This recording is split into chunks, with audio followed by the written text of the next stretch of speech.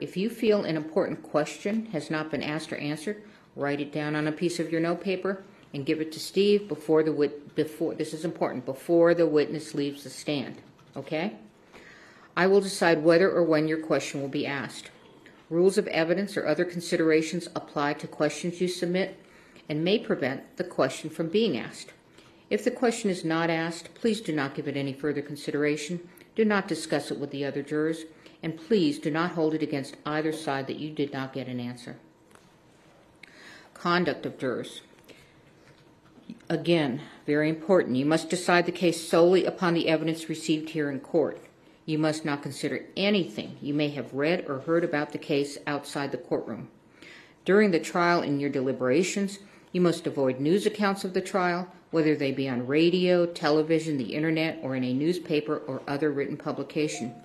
You must not visit the scene of the incident on your own.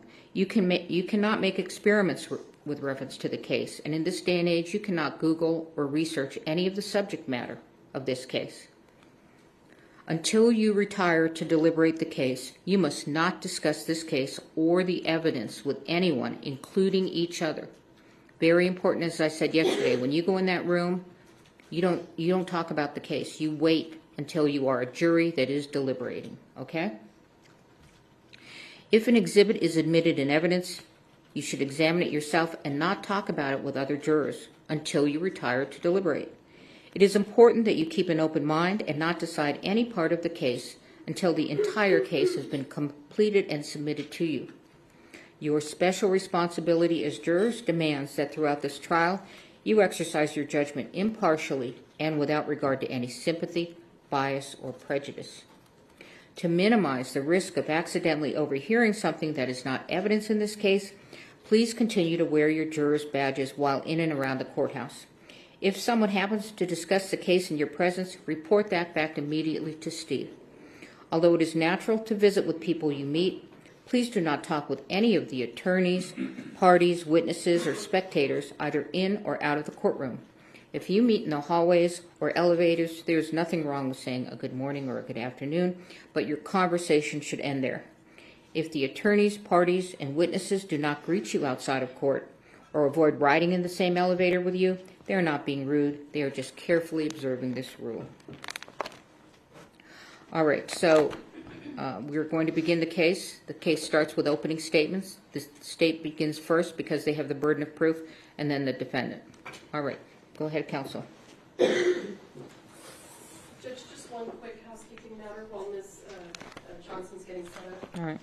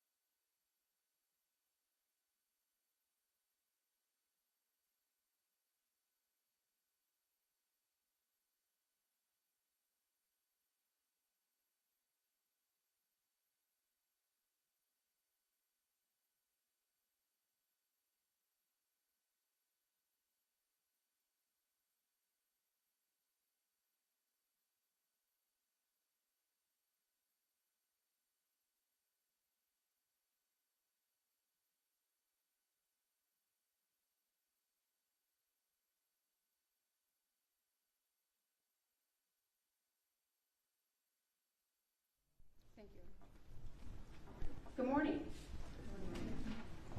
When someone plays make-believe with a real gun in a real-life workplace, And while playing make-believe with that gun violates the cardinal rules of firearm safety, people's lives are endangered, and someone could be killed.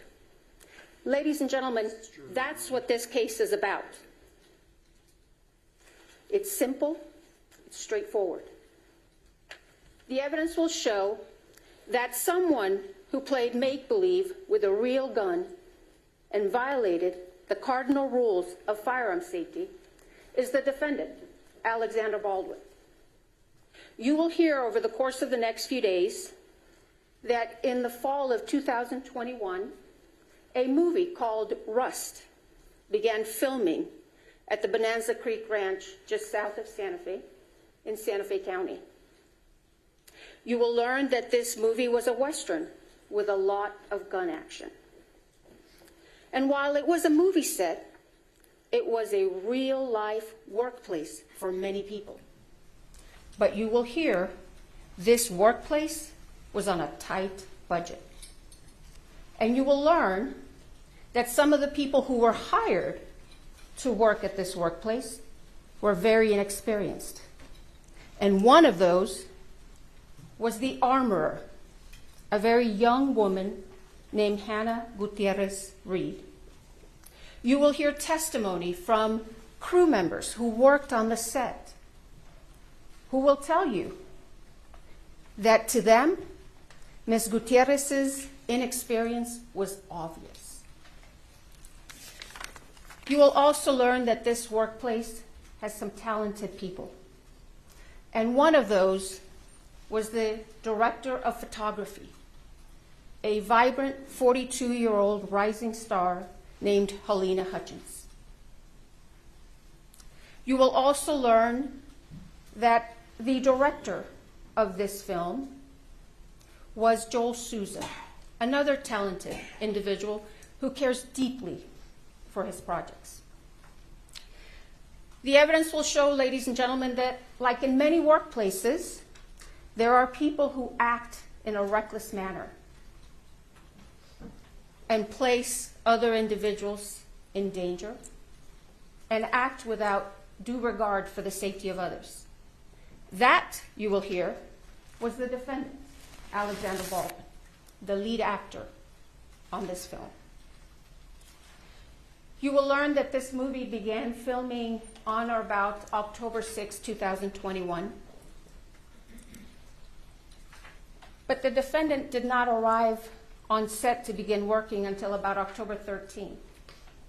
And you will learn that prior to arriving on the set to work, he requested to be assigned the biggest gun available. So he was assigned this revolver, a replica of an 1873 single-action revolver manufactured by Pieta Firearms in Italy. You will hear from Alessandro Pieta, who will tell you he manufactured this gun. And he will tell you he manufactured it in 2015. And he will explain the quality control measures that Pieta Firearms follows in order to ensure that firearms that are manufactured by Pieta Firearms don't have any problems or issues. Mr. Pieta will tell you that this firearm he himself manufactured, and that when Pieta sent it to EMF, which is the company that distributes firearms for Pieta Firearms in the United States, this gun was in perfect working condition. You will hear from Justin Neal, who is a representative of EMF, a company out of California that has historically been known to provide firearms to the movie industry. Mr. Neal will tell you that when EMF received this firearm in 2017, it was in perfect working order.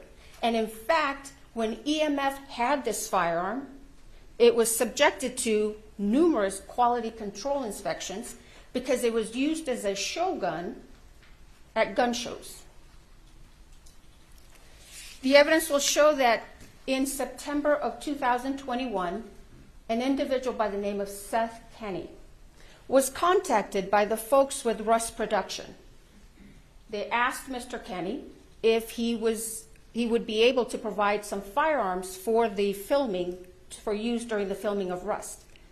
You will learn that Mr. Kenny owns PDQ Firearm and Prop. It's a duly licensed firearms dealership. Mr. Kenny then contacted EMF and ordered several single-action replica revolvers. And in September, or on September 29, 2021, Mr. Kenny purchased this gun. And you will hear that Mr. Kenny received it from EMF, and it was in perfect working order. The only thing that Mr. Kenny did to this gun was to insert the firing pin, because since it was a show gun, it didn't have a firing pin. But you'll learn that that's a very easy step. All he had to do was just insert the pin, and that's it. And then Mr. Kenny had the firearms, this one and some other firearms, transferred to the set of Rust at the Bonanza Creek Ranch. And on October 13th, 2021, the defendant was supposed to have a training session with this gun and this young armorer.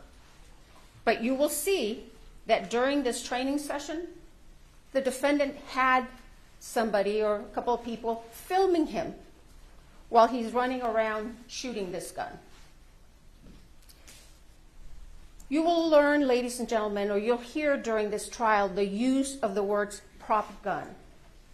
And you'll learn a prop gun is this real gun. It's not a toy. It's not made of rubber. It's a real gun. You will also see evidence, ladies and gentlemen, that during the days before that fateful October 21st day, the defendant handled this firearm multiple occasions.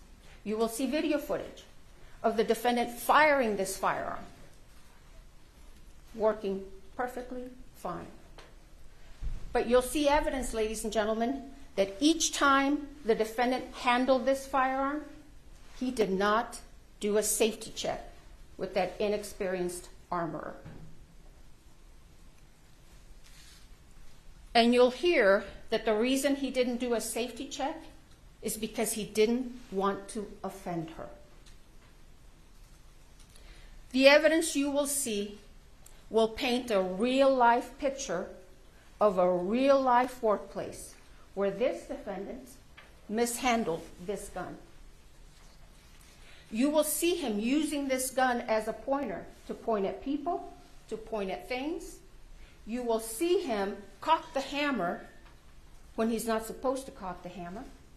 You will see him put his finger on the trigger when his finger's not supposed to be on the trigger.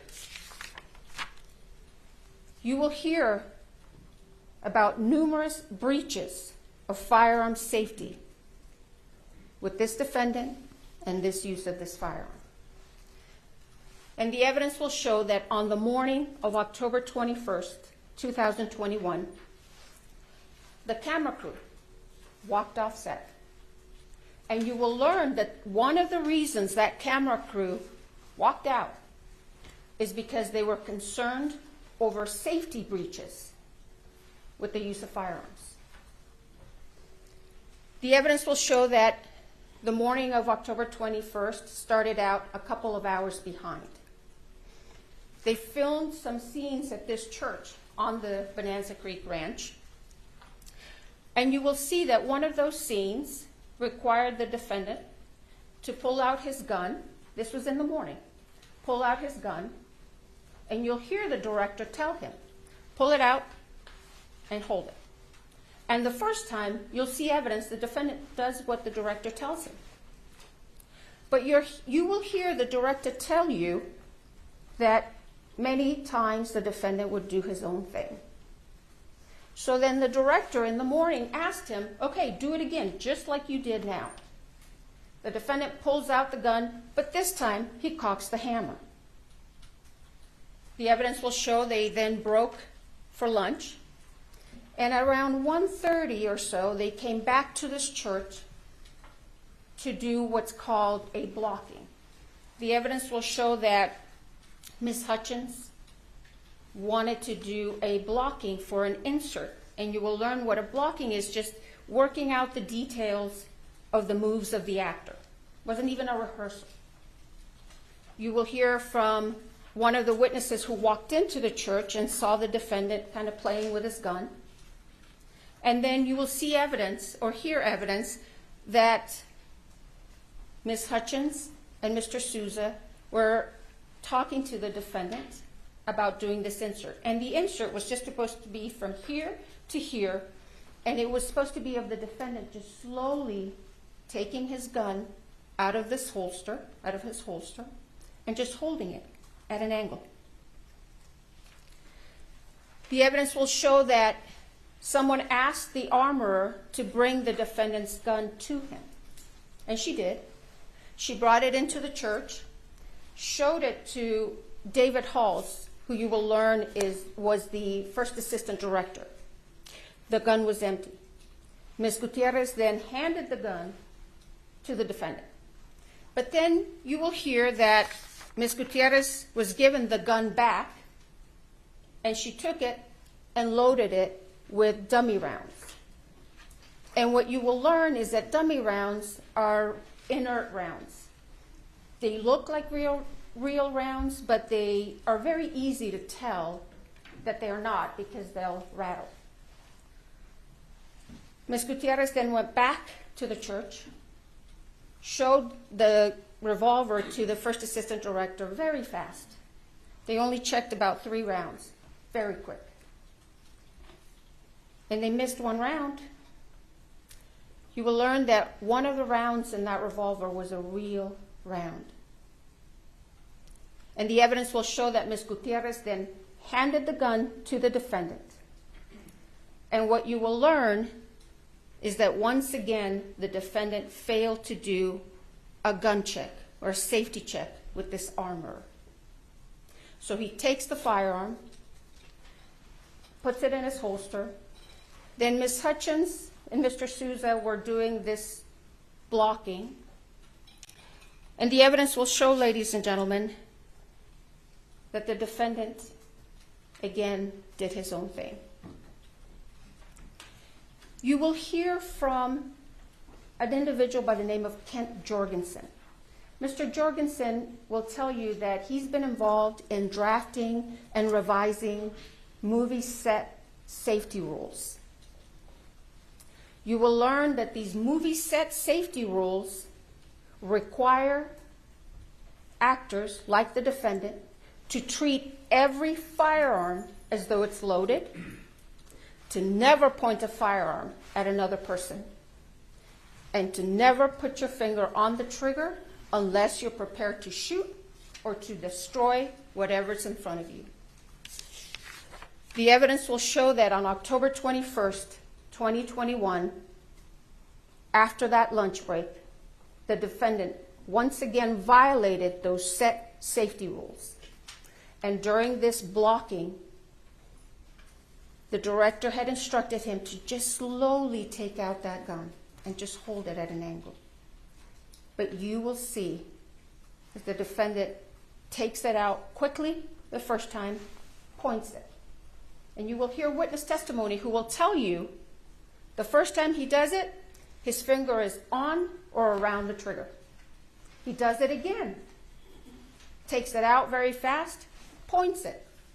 And once again, you will hear testimony that his finger was on or around the trigger.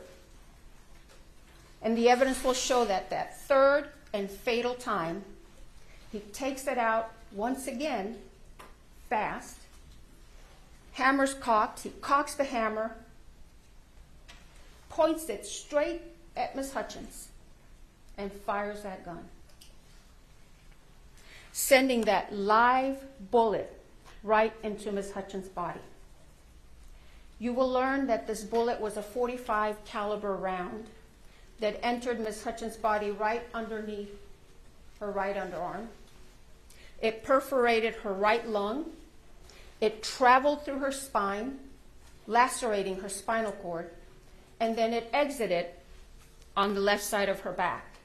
That bullet then went into Joel Souza's right shoulder and it came to rest in his back, from where doctors removed it once he was transported to St. Vincent's Hospital here in Santa Fe. You will learn, ladies and gentlemen, that Ms. Hutchins did not have the same fate. You will see the aftermath of the shooting, and you will see medics frantically working to save Ms. Hutchins, to stabilize her, to transport her, to airlift her to UNM Hospital.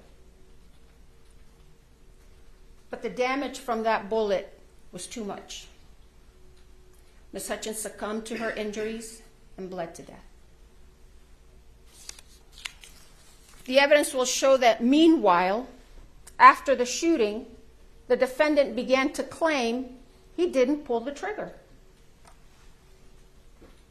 The evidence will show, ladies and gentlemen, that's not possible. You will hear from Mr. Pieta himself, who will tell you that gun will not discharge without a pull of the trigger. You will hear from firearms experts who will tell you that gun will not discharge without a pull of that trigger. The evidence will show that law enforcement officials arrived at the scene on October 21st after the shooting and immediately took this gun into their custody. Then later, they asked the FBI for assistance in processing this gun for forensics and examination. You will learn that the gun and some ammunition that was taken from the set and from PDQ arms were sent to the FBI for analysis. You will learn that the gun first went to the DNA section of the lab, where a DNA analyst found the defendant's DNA on this gun.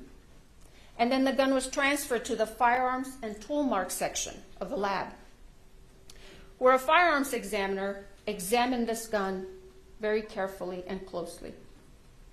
Bryce Ziegler, who is the firearms examiner for the FBI, will tell you that when he received this firearm, he first examined it. He didn't see any defects, didn't see any modifications. He tried and he checked the hammer in the 3 different positions, cocking positions. He checked the quarter cock position, fine. Checked the half cock position, fine. Checked the full cock position, fine. And when he held it in the full cock position, you will hear that hammer held until he pulled the trigger. You will also hear that Mr. Ziegler test fired this gun 12 different times. And each time, that gun fired as it was designed. Each time, when he pulled that trigger, it fired. And he will tell you that not once did this gun malfunction or discharge on its own. Now, the evidence will show that because the defendant had been claiming that he didn't pull the trigger, Mr. Ziegler suggested one last test to the Sheriff's Department. Mr. Ziegler told the Sheriff's Department that he could do what's called an accidental discharge test. He obtained authorization to do this test, and you will hear that he left that test for last because that test could potentially damage the gun. Mr. Ziegler went forward after he received this authorization and conducted the accidental discharge test. And you will hear, ladies and gentlemen, that during that test, a couple of the internal components of this firearm damaged. You will hear that the trigger sear and the full cock hammer notch were damaged during the accidental discharge testing. The evidence will show, however, that before this accidental discharge testing by the FBI, this gun functioned and worked perfectly fine. You'll see the video footage of the multiple occasions during which the defendant used this firearm on the set, and each time he fired it, it was working just fine. And in fact, you'll hear evidence that the defendant himself admitted in December of 2021 that this gun didn't have any mechanical problems. You will hear from the two of the country's leading experts on firearms forensics, Michael Hague and Lucian Hague. And they will tell you that they examined the revolver and the damaged pieces extensively. They will tell you that the damage to the full cock trigger notch is consistent with the accidental discharge testing that was conducted by the FBI. Lucian Hague will tell you that in August of 2023, he examined the trigger sear, the other piece, and that when he looked at it initially with the naked eye, there was nothing wrong with it. He couldn't see anything. But then he put it under the microscope, and he noticed some kind of rough microscopic diagonal lines on the surface of the trigger sear. And since at the time he did not know how Mr. Ziegler had conducted the accidental discharge test, he opined that these very small microscopic lines were likely not caused by the FBI accidental discharge testing, but he could not exclude that as the source of those lines. Then a few weeks ago, Mr. Hague will tell you that he spoke with Mr. Ziegler, and he learned how Mr. Ziegler had conducted the accidental discharge test. Mr. Ziegler explained that he affixed that firearm onto a fixed platform and then struck the firearm on 6 different planes with a rubber mallet. And Mr. Ziegler explained to Mr. Hague that he had not affixed the mallet to another fixed device. Instead, he did it freehand. Mr. Hague will tell you, with his 50-plus years of experience as a firearms forensics expert, he opined or concluded that those very tiny microscopic diagonal lines on the surface of the trigger sear were likely caused by the FBI's accidental discharge test.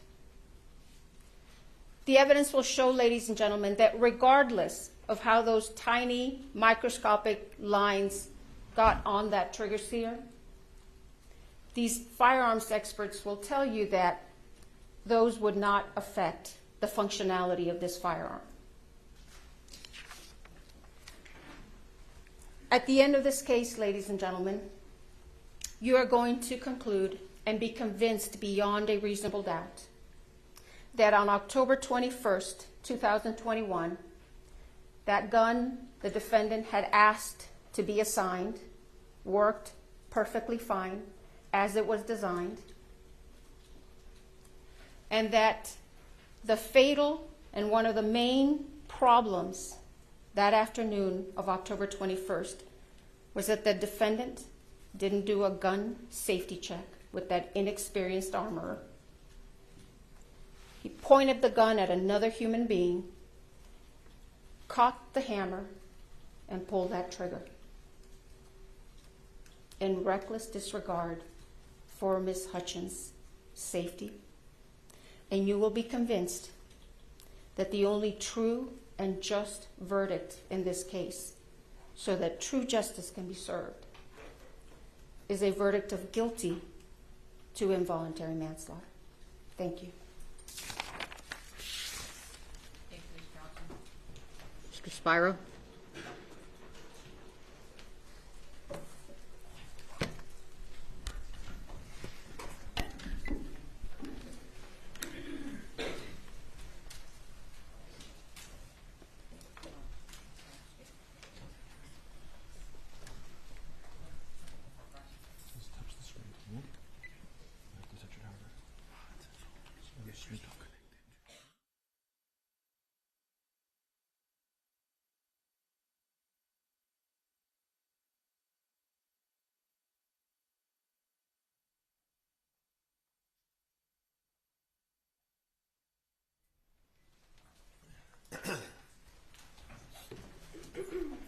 All set? May I proceed? Thank you, Your Honor. Good morning. This was an unspeakable tragedy, but Alec Baldwin committed no crime. He was an actor acting, playing the role of Harlan Rust. An actor playing a character can act in ways that are lethal, that just aren't lethal on a movie set. These cardinal rules they're not cardinal rules on a movie set. And I don't have to tell you much more about this because you've all seen gunfights in movies. And the reason that can happen is because safety is ensured before the actor. On this movie set, there were people responsible for ensuring the safety of the set and the firearm. Those people failed in their duties, but Alec Baldwin committed no crime. The most critical issue in this case is how a real bullet got on a movie set. The evidence will show that real bullets are never supposed to be on movie sets. Movie sets use dummies and blanks. Movie sets use dummies, fake inert bullets that look like real bullets, they don't go bang, for when you want a close-up of the gun. You can't tell them apart from live bullets by looking at them, which is why live bullets can be nowhere near a movie set. And if the director wants a shot of the gun going, bang, poof, there's blanks that they can use. And those blanks look nothing like real bullets. And they are used for those shooting scenes. And, they'll play these videos that they described of Alec's, firearm in the movie going bang, poof. And people are conditioned to seeing people firing weapons and thinking, that's a dangerous act, that's a dangerous act. And they will play those videos and give you that image to try to tarnish him in your eyes. But that's not what happened here. On this set, there was a real bullet, something that should never be on a movie set, something which has nothing to do with making a movie.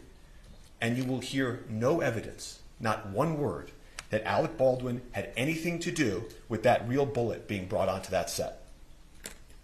The second critical issue in this case is why did a real bullet get loaded into a prop movie gun? It is undisputed that the bullet was loaded into the gun by the armorer, the person on set whose responsibility it was to ensure the gun was safe. And so picture that moment of the armorer placing a live bullet into that firearm. You hear the prosecutor say, he did this or he performed in a certain way. He picked out the biggest gun as his prop. It's to tarnish him in your eyes. You will hear no evidence whatsoever. No evidence that anything Mr. Baldwin did, that something he did in that moment, that horrible moment when she put that bullet in that gun, none of it had anything to do with Alec Baldwin. And finally, the first assistant director's job, the head of safety, Dave Halls, checks it before it goes to the actor. And he will tell you he made a tragic mistake. He failed to detect a live bullet. And Alec Baldwin had nothing to do with that either. So all this evidence that the prosecutor just outlined, all of it, has nothing to do with these critical issues. Nothing. Which leads us to this. The evidence will show that on a movie set, safety has to occur before the gun is placed in the actor's hands.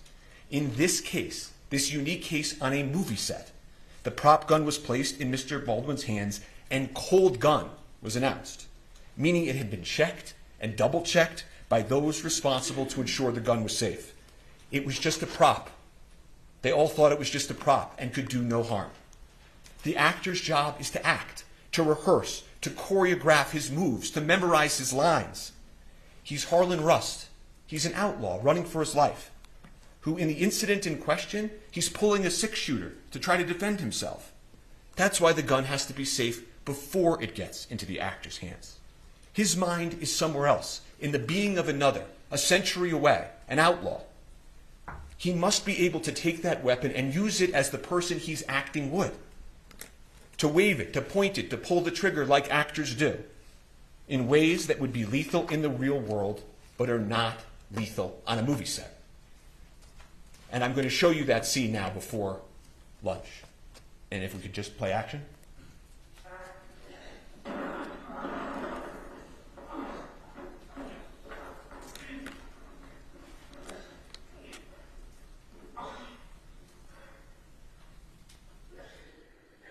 I'm gonna go find some help.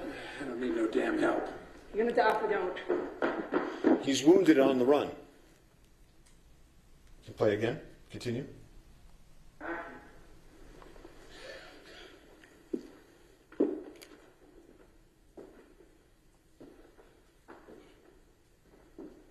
Harlan Rust.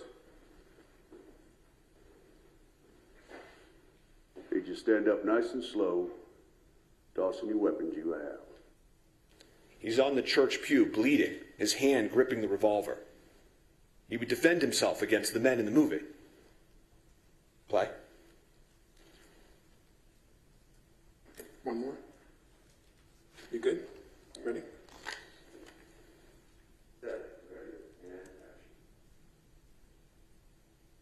Arlen Rust? Did you get up nice and slow, tossing the weapons you have?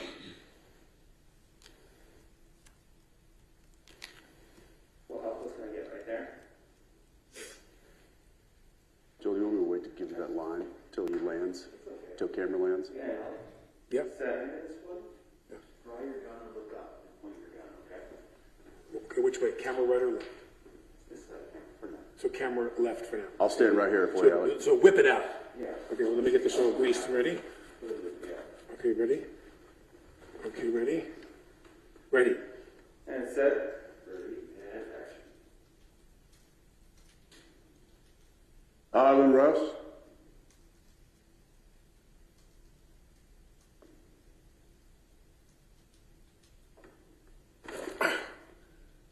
Do one more just like that. You got one more? Yeah. Ready, ready, ready, They ready. want him to do it again. There's no danger. They want him to do it again. And set. Ready, and action. Arlen Rust?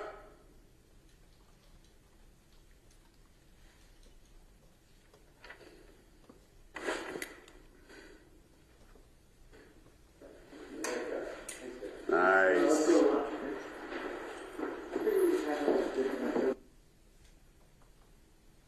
It's a scene similar to scenes we've all seen in movies and television, performed by thousands of actors. And the scene that continues after lunch is the same scene, it's just not unfortunately captured on videotape. And the scene they envisioned and acted out, that prop gun was positioned in the afternoon so close to the camera that you could see inside, that you could feel it. You could feel that it was loaded, and it was loaded, of course, with dummies. Dummies to make it look like a real gun. But this one time, one of those dummies was a real bullet. The real bullet was not known to anyone in that church.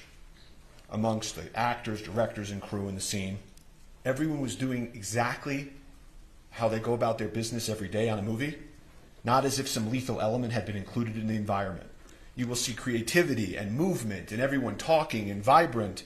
No one had any idea that this venomous, toxic element had been inserted into this magic they were creating. But it did. It entered that place. It killed an amazing person. It wounded another, and it changed lives forever. And so to find out what happened on that movie set, you need to do something that the prosecutors could never do. You have to step back and remember what they were doing on a movie set. What were Halyna Hutchins, the cinematographer, Joel Souza, the director, and Alec Baldwin, the actor, doing on Bonanza Creek Ranch? You know, movies and magic have always been closely associated. The first people that made movies were magicians. And this imagination that happens in movies, you know, King Kong, he can stand above a city, and Superman can fly, horses and snakes and gun battles. For this to all work, for cinematography, what Halyna did to work, for acting to work, you have to be so close to the barrier of real and imagined that the viewer feels that they're there, that it's real. The viewer can't see strings from the stuntman. The stuntman must leap. The snake must hiss. And guns happen in movies. All over this country for many decades. Bang, bang. You've all seen it. Guns have been an element of theater and film and television since the earliest of times. Depictions of war and combat, Spartacus, it stirs audiences because it feels real. Later films, Platoon, Apocalypse Now, they showed the unvarnished realities of war. This ranch in Santa Fe, it had been the scene to many gunfights and movie scenes, well before Alec was even born. Laramie, Butch and the Sundance Kid, and these westerns. Your Honor, may we approach?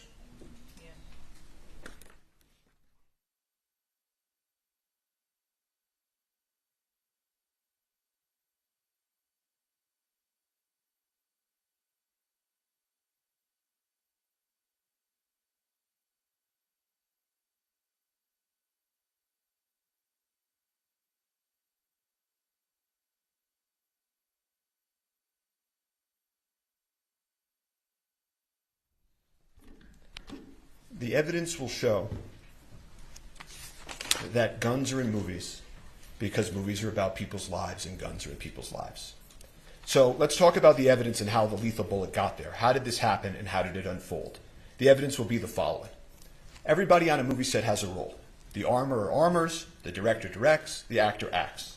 They work in harmony, but they have a division of responsibility. Safety, being important, has the first assistant director, whose name is Dave Halls, above the armorer and sort of the safety of the set. And on that day in question, the cast and the creative directors and crew in the church, it's a fake church, their actors are not in their normal clothes, it's costumes, there's debris falling from the ceiling, it's fake debris, and they yell out "cold gun." And that is an important term you're going to learn in this case. It means that the gun is cold. No one need worry. But even that requires a little bit more explanation. Cold gun doesn't mean no live bullets. There are for sure 100% no live bullets on movie sets. That's unimaginable. Cold means you don't even have the fake blank poof in it. You don't need to worry even about eye gear or earplugs for that fake bang. It means it's empty, inert, cosmetic, can do no harm. Cold guns can't hurt people. It's impossible, literally impossible for a cold gun to hurt somebody. You could hurt you more by dropping it on your foot. And that's why these artists are carrying on in their art. Cold gun, all clear to go. And the armorer on this set hands a prop gun to Alec, like she had done times before, like people have done with him in movies for a generation. And he's there. He's in the movie set church with his movie set gear and his holster, and he takes his movie set gun. And he's deeply focused in that moment on his character. The artists, the crew members, they're moving around him. Again, no eye gear or earplugs, nothing to protect against. They carry on. They practice. They rehearse. They take a lunch break. Some folks leave, some don't. They continue the scene. Dave Halls, the head of safety, is actually practicing the movement so they can frame the footage that will happen after lunch. And the prop cold gun comes back. The prop cold gun comes back, cold gun. They call it again. Same gun, again, safe. The first assistant director, Dave Halls, head of safety for the entire film, a man with decades of experience, comes and takes the additional step and inspects the gun. Verifies again, cold gun. Everyone relax. Go back to focus on the making of a movie. There's nothing in the gun that can hurt anybody. And Alex sits on that pew. And the creative directors, the crew, they're moving around him, in front of him. And Harlan Rust, he begins, like the prosecutor told you, rehearsing, acting. This is a completely mundane, uneventful, routine act on a movie set. On a movie set. And so everybody carries on. Nobody fathomed, imagined, foresaw any possible danger. They moved around Alec as he practiced his draw. As the prosecutor put it, working out the details of the move and the actor. He does it again, does it in a different way. Nobody bats an eye. And they will tell you that the investigation revealed that Baldwin was practicing drawing and pointing the weapon of the scene with guidance and instruction from Halyna Hutchins and Joel Souza. The gun goes off. Everybody's shocked. Alec is startled. He immediately says, I didn't mean to shoot I didn't pull the trigger. Immediately. What the hell just happened? They collectively exclaim. Shock turns to panic. 911 is called.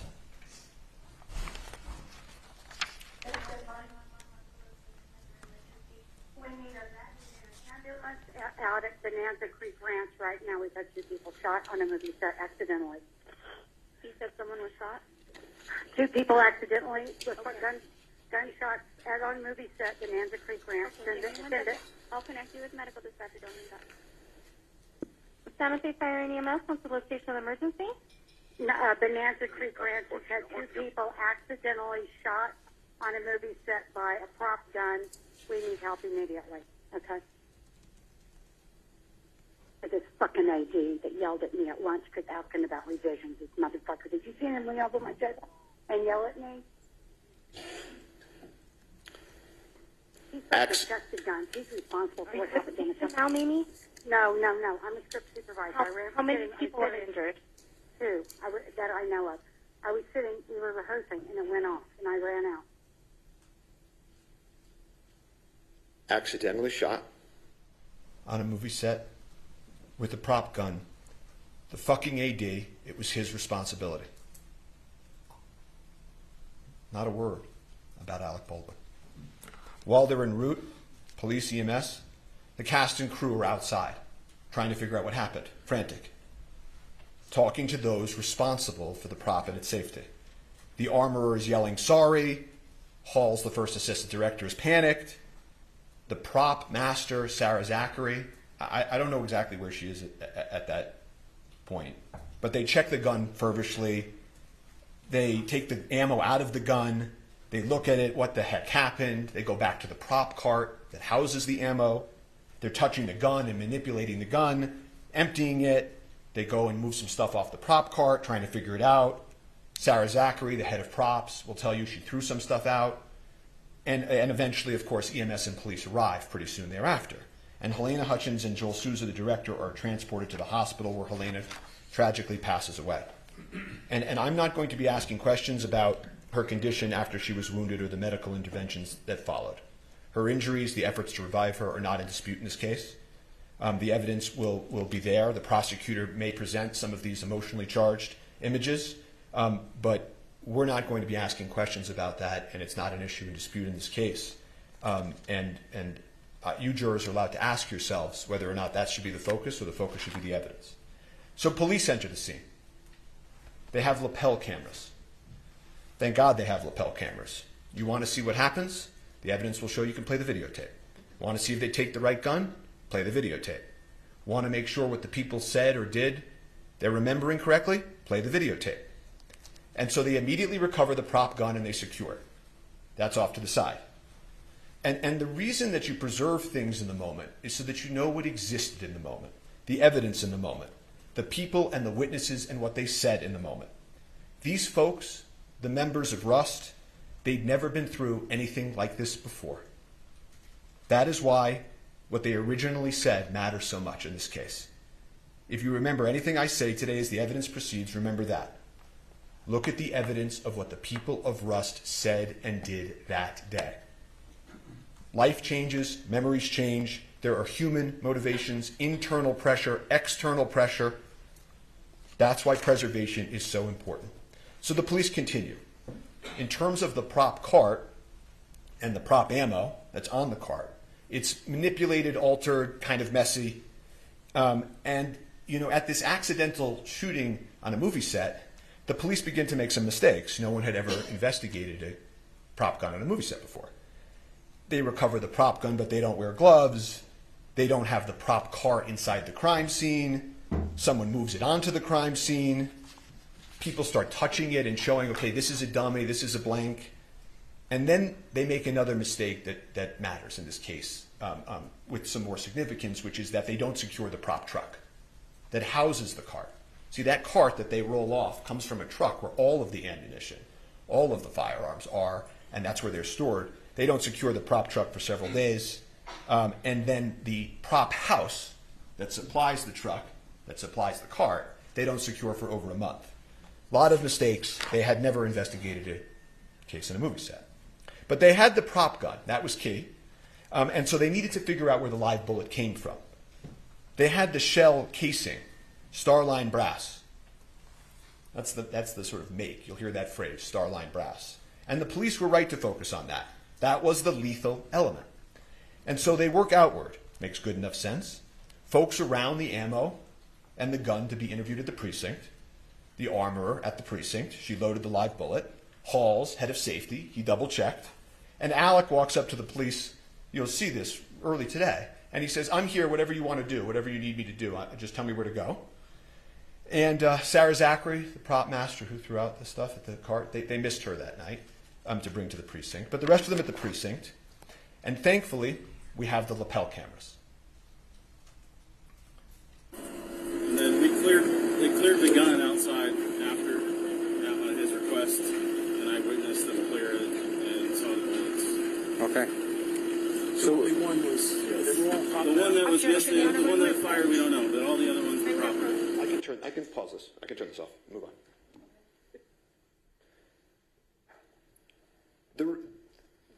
That was just a quick snapshot of the scene. Let's approach, Your Honor. This is, Ms. Johnson? They consented to the exhibit.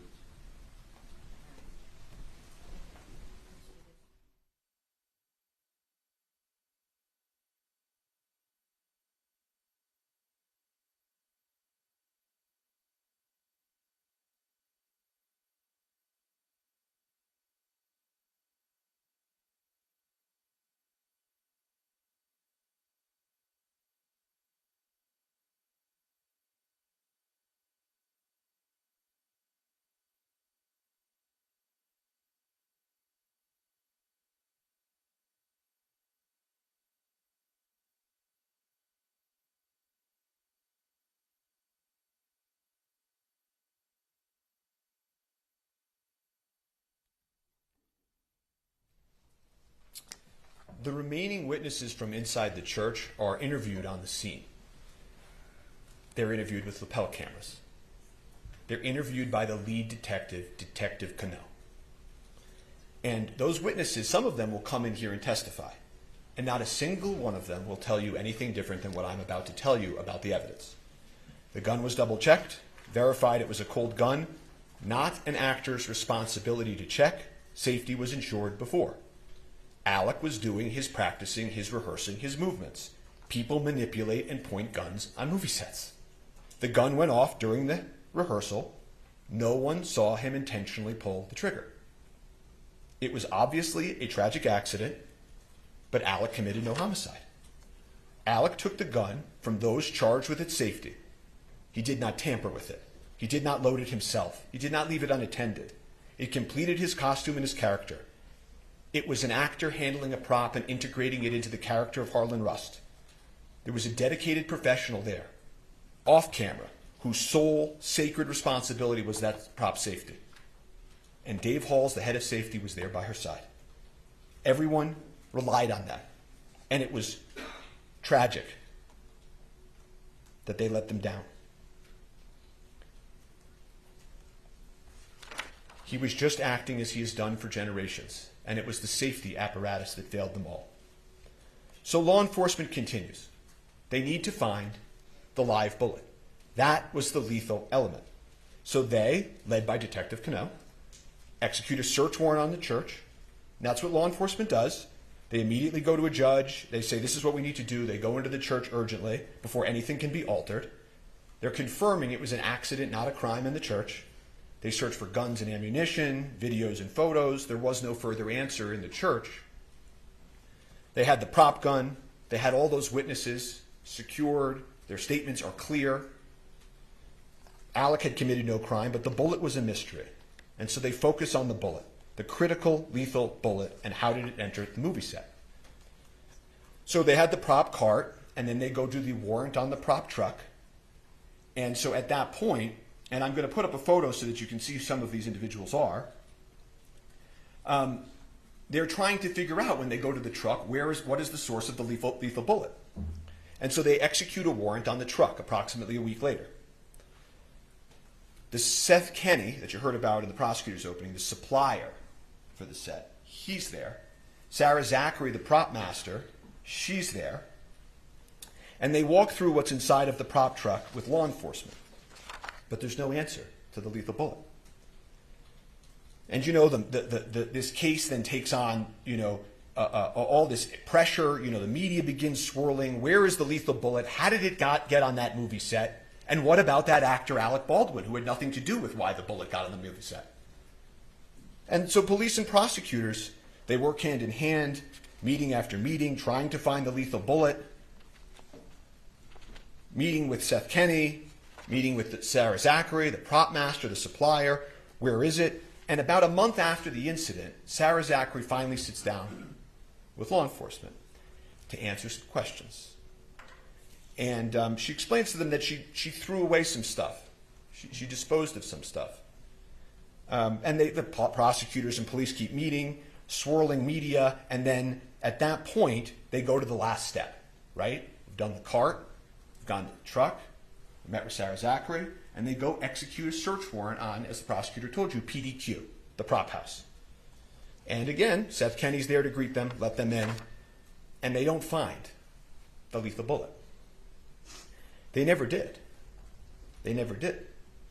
And as things roll into police and prosecutors, cell phones and photos and forensics, looking for this shiny object, they found another shiny object.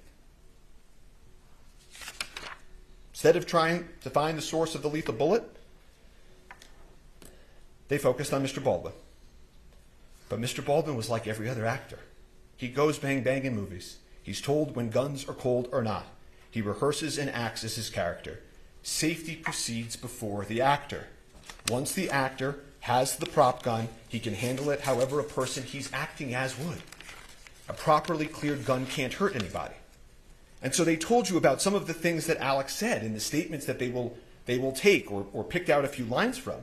But he won't tell you anything different, that he took a gun loaded and cleared by the armor and the AD. He made motions with the gun as he was rehearsing. He didn't intentionally pull the trigger. The gun just went off. And he does say, I didn't have a problem with the gun before. And this idea, that they said that he didn't want to check because he would offend them, in this moment, he's been doing this for 40 years, the evidence will show. And he has habits, and there are also SAG guidelines that tell actors what to do and what not to do. And the SAG guidelines don't tell actors to check the gun. You will see them. That's not the actor's role. And so I guess the point that they're trying to make is that why in this specific moment he doesn't break his habit of 40 years and check it differently and sort of insult them this one time. If he had done that and started playing with the gun in that way, they'd be saying, arrogant actor, why is he doing that? So they will play these statements, Alec's statements. You're going to hear a man in shock and grief. A father, an artist, worried about his family. You hear he's, on one of the calls, he's going to meet with the decedent's family, the Hutchins family, and he's upset about that. He will talk to law enforcement. He will call them. He doesn't need a lawyer. He didn't commit a crime. He will call them and offer to meet and speak over and over again. And ask anyone in the acting world. Actors know. Actors rely on armors and point guns and shoot guns. The Armorers Act, what they did, is clear and proven. The head of safety, you will learn, took responsibility for his verification failure. But Alec committed no homicide. So law enforcement didn't have a homicide case against Alec Baldwin. But they changed the question. You heard the prosecutor tell you about this. Did he pull the trigger? Did he pull the trigger? Did he intentionally pull the trigger? And if he did, of course, that would only make his statement incorrect. Right? That would mean he would have misspoke, been incorrect. And I want to stop for a moment and just tell you, because you're going to hear a lot of testimony, expert testimony like the prosecutor told you, about the gun functioning imperfectly.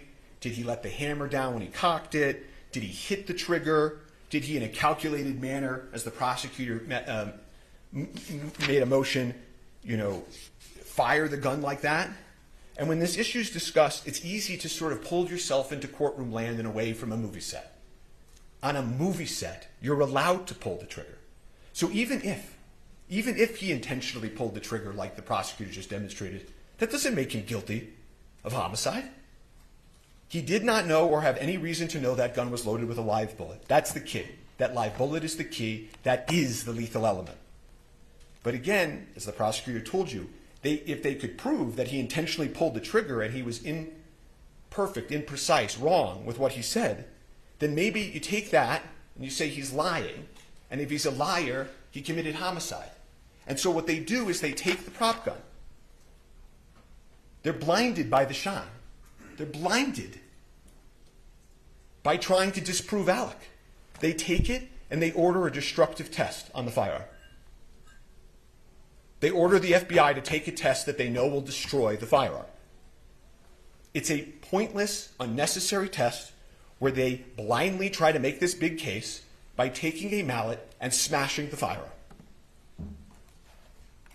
At the time that they did that, they knew that Alec had adamantly maintained, that he was manipulating the hammer and the gun just went off. that the witnesses said it went off out of nowhere, that there are these accidental discharges that happen on the set, that guns have issues in the real world, that this gun had a hair trigger, and the owner's manual of this specific gun actually says that if you load it with a live round or any round in the chamber, in that last position, and you drop it like you see a cowboy in a movie, this type of old cowboy gun can accidentally go off. I don't remember hearing anything about that. The evidence will show that. So rather than trying to answer the question of what happened, they proceed with the destructive test. They eliminate the one item, that could prove what Alec said and believed. They didn't offer him a chance to test the gun. They didn't take the gun apart before they broke it and destroyed it and look at its inner workings. They didn't turn on their videotape. They just destroyed it. Can't ever be tested in the same condition it was in that day. Won't ever allow Alec to show his truth. And the destruction of this gun that you will hear in this evidence is symbolic of this entire case. Because the officers will tell you at that point, they weren't really investigating anymore.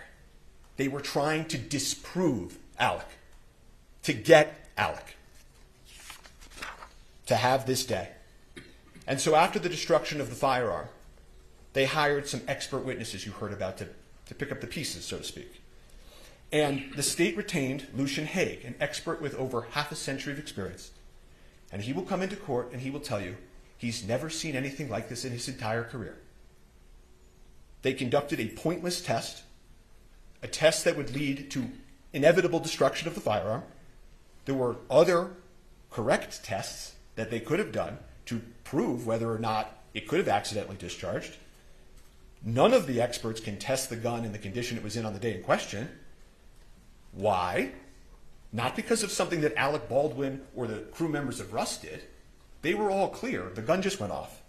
But because of something that law enforcement did. And they deprived him of that opportunity. However, Lucian Haig will tell you that in his analysis he did find modification that he thought likely pre-existed the FBI testing. And what that modification means and how it impacted the gun is hard to perfectly know, of course. But it was a modification on an important part, the critical part of the firearm.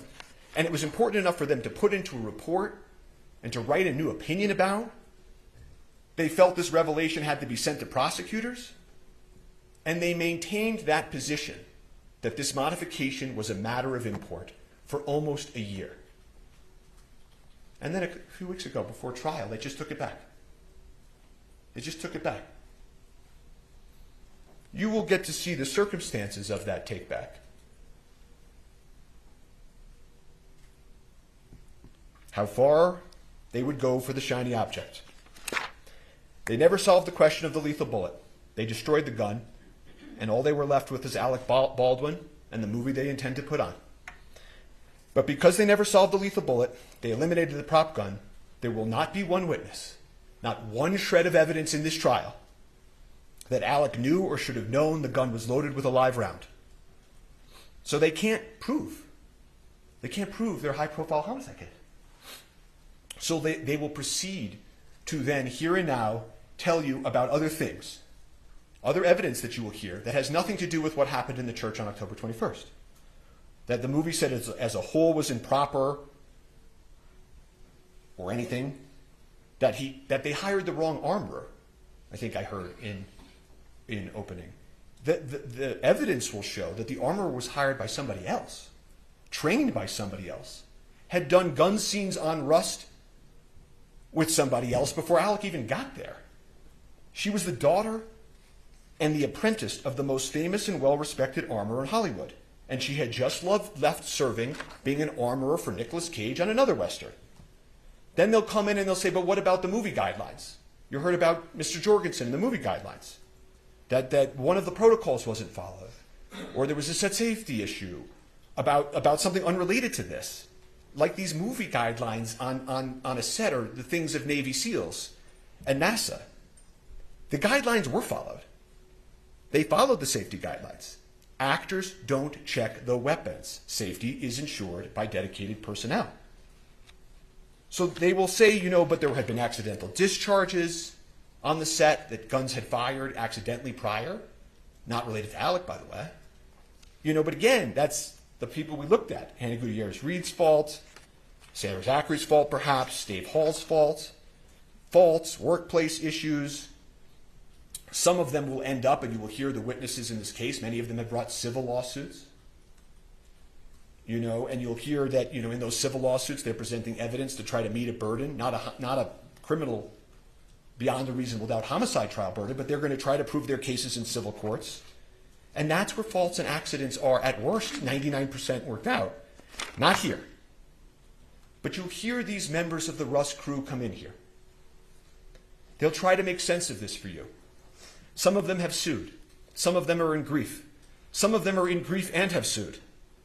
And part of this grief they feel, that everybody feels, is understandable. And what they will do is they will tell you, you know, if only we had had a second armorer. One of them will say, if only Dave Halls had checked better. If only the camera hadn't been right there and Ms. Hutchins wasn't leaning over the camera. If only I myself did this. If only Alec did that. This is natural, their testimony. It's part of the human condition. It's part of grief. Objection, Your Honor. None of them knew. Yes.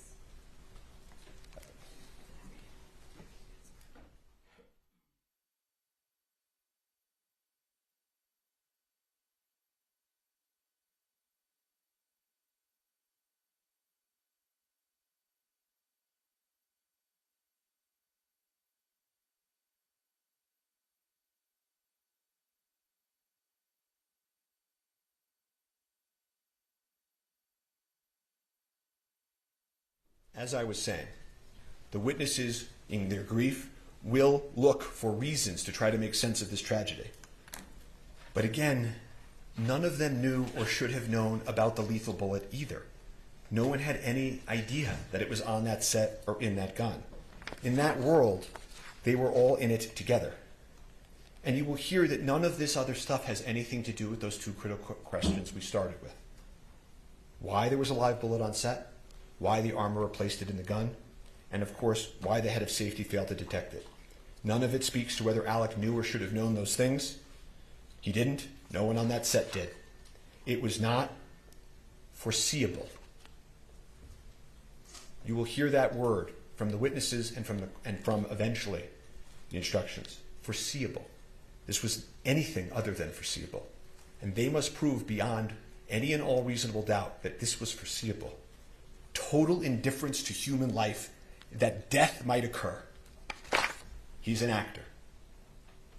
He's an actor. But here we are at a homicide trial. And so they will pull witnesses, and witnesses will be cross-examined. They will push themselves to the edge of truth and beyond. You know, these things about, you know, Alec didn't notice this or Alec didn't notice that. I want to make sure that you're clear on something that the evidence will show. He had been filming on that set for a handful of days. The evidence will show he had just gotten there. It's not as if he had been there for months and months and noticed things and failed things. And he had just gotten there. You don't notice every little thing when you start at a new place and when you're in the character of Harlan Rust. But they will push forward, and they will have gaps in the evidence as well. Don't expect you to be hearing and for them to call the first AD head of safety. I don't know if you'll be hearing from the lead detective, Canal, who investigated this case, the lead detective, or the sergeant that supervised him, Sergeant Zook. I don't think you'll hear from Mr. Schilling, who was the lead investigator for the prosecutors. And so as you hear this, you jurors can assess about that gap of evidence. And there's one thing that I can tell you will not hear also. You will not hear from an actor or an expert in acting. And so they will play the videotapes of Alec Baldwin, the actor, acting. They will show you perhaps over and over again him in shooting scenes. Bad Alec shooting a gun the wrong way in a movie scene. They will try to get you to picture that and forget that this was a movie set in the first place. And you will see actors in a Western acting. And your mind might go to your favorite gun scene in your favorite movie. You may picture actors and actresses doing exactly what you see here. The other actors in Rust doing the same thing that Mr. Baldwin was doing. But when you come back from that moment, remember, this is a homicide trial. And you will see soon that the reason they play those videos of him over and over is because they don't have any evidence of actual homicide. And you will learn the truth. Not a day goes by when we don't wish Alec had saved her life. But never, the witnesses will tell you, in the history, is something that an actor has done. Intercepted a live bullet from a prop gun. No actor in history. No one could have imagined or expected an actor to do that. So just remember that truth. So when they cry out justice, justice is truth. This was an unspeakable tragedy. Alec Baldwin committed no crime. Thank you. All right, thank you. What we're going to do now is we're going to take our morning bathroom break. So please don't talk among yourselves or anyone else about the evidence received here in court. Follow what Mr. Bing tells you to do, and we'll see you back here about 20 of. All right, thank you. All rise for the jury.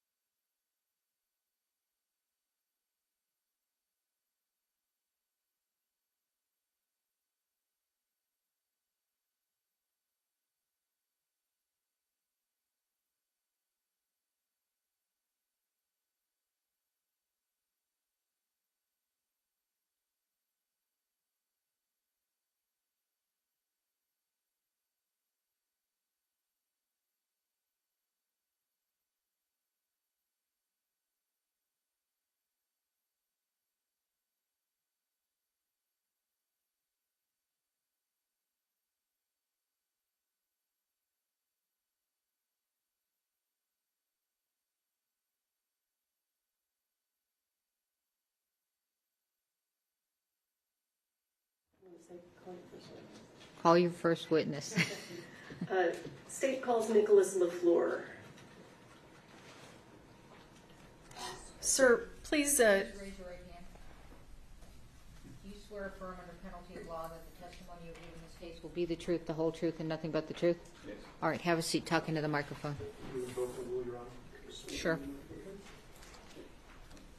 Rules and votes. I'm sorry? With regard to the invocation of the rule, our case agent is in the room. We just wanted to put that on the record. The prosecutor indicated that they'd be calling the case agent early in the case, so given that, I did not continue my objection that I had earlier to her being present. Thank you. Case agents allowed in.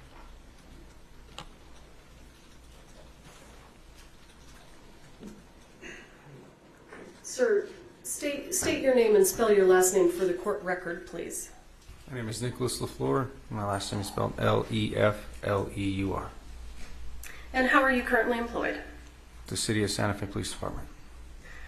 And what do you do there? Police officer. How long have you been employed at the City of Santa Fe? 2 years. Can everyone hear Officer LeFleur? Okay.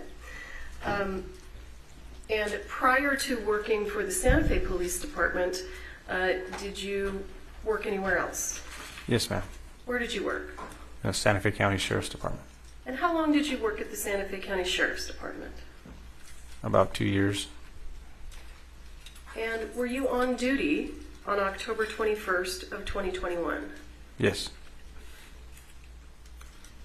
Did you receive a dispatch call? Yes. Can you tell us what you received and what you did? A call came in that there was someone shot at a movie set. Unclear who shot, how many were shot. I happened to be the closest person to the call and arrived on scene first. So when you arrived on scene, when you say first, were there other law enforcement officers there? No, not at the time when I got there. Were there any other first responders present? There was some fire personnel and what they call the scene medic for the movie set, I guess. You said a scene medic? Yeah. Okay. So when you, let me ask you, when you receive a call for a shooting, what's your primary concern? Priority life. And what do you mean when you say priority life? Make sure whoever needs help gets help and that the threat is stopped. And when you arrived on the scene, and where was it? Bonanza Creek movie set, I guess. It's quite a ways off the interstate. Okay. And what county and state is that in? Santa Fe County, state of New Mexico. Okay. So when you arrived there, give us an idea of what you saw. What was going on? It was a big, old, like cowboy western theme, like city or a town. There's a bunch of people running everywhere, bunch of cars, bunch of people waiting. When I got there, people were pointing towards a church, and I got out. And I attempted to grab my medical bag and went in and saw. Hang on, I'm gonna stop you there. Approximately how many people were there on scene? I don't have the direct number, but there was more than 100 people. Have you ever been called to a shooting where there were 100 people already on scene? No. Did that present any specific challenges for you? Yes. Explain to us what those challenges were. Just there's a lot of moving parts.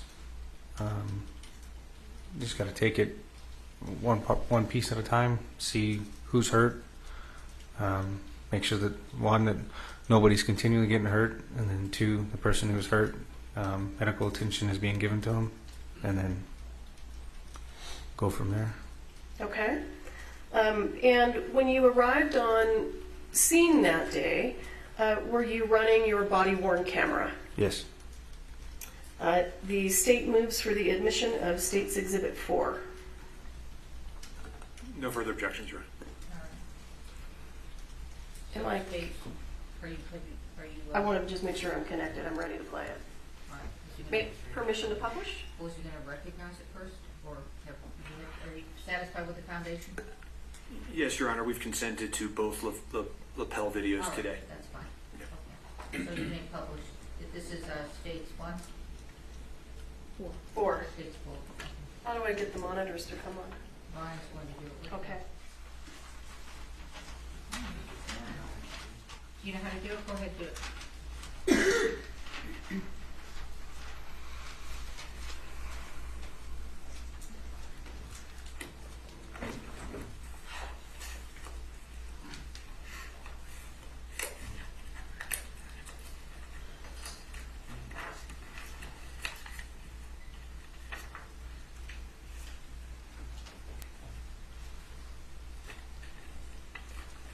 All right.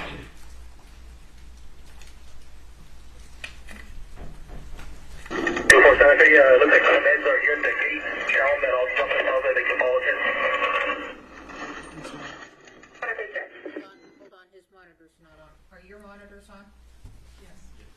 This one's not. We'll turn it on. It's on, but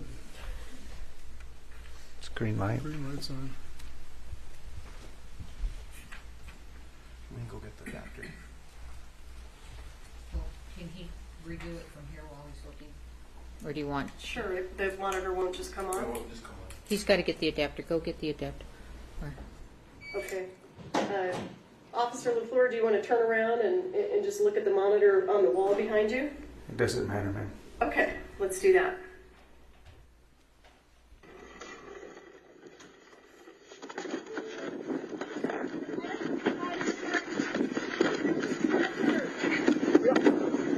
You got your trauma kit? Yeah, I'm trying to get it out.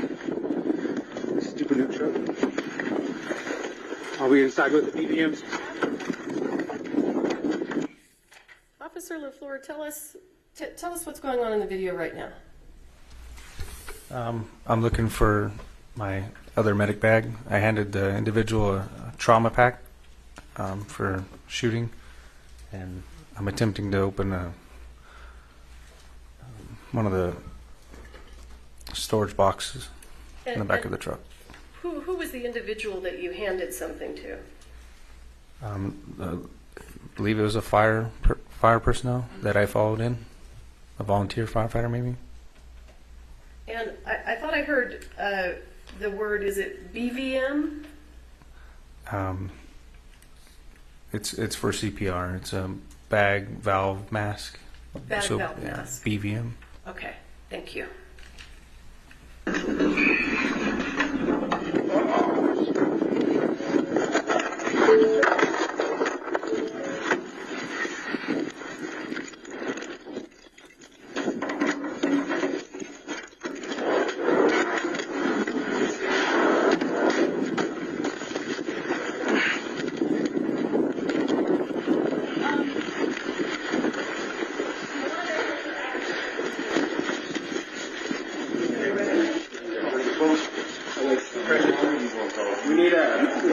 Where you at? A seal. You have a seal? A seal? A seal.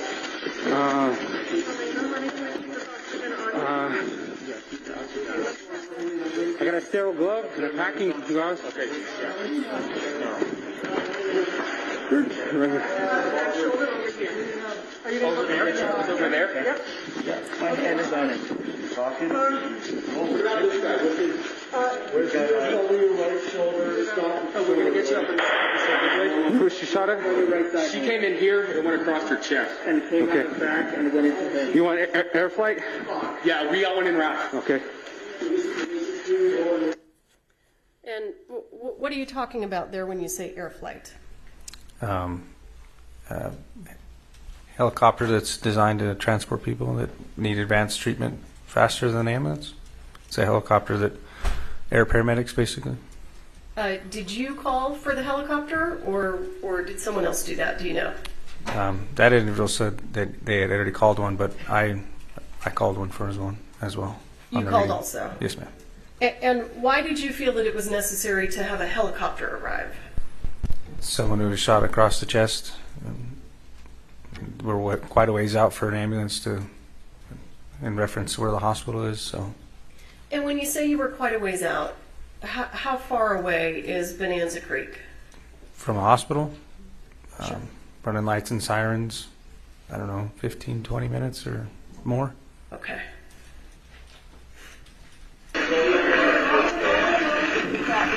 .32 Santa Fe, one female shot in the chest, male shot in the stomach, requesting air flight.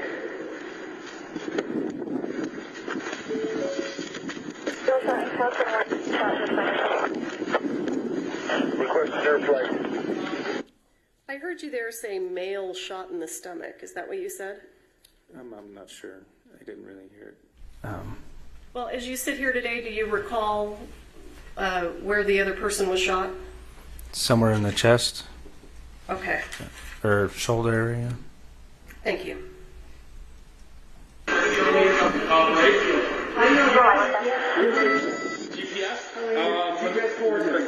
It's okay. I got you right here. 2432, how many people yell there? 32, I got just Santa Fe medics.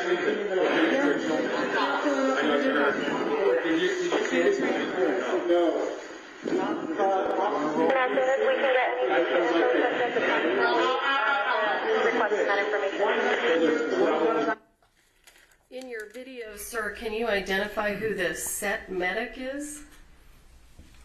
It's a little blurry, but I believe it's this lady right. The one that's bent over with her blondish brown hair. Is the monitor working now? Yeah. No, Yes. Joe. Come on, Joe.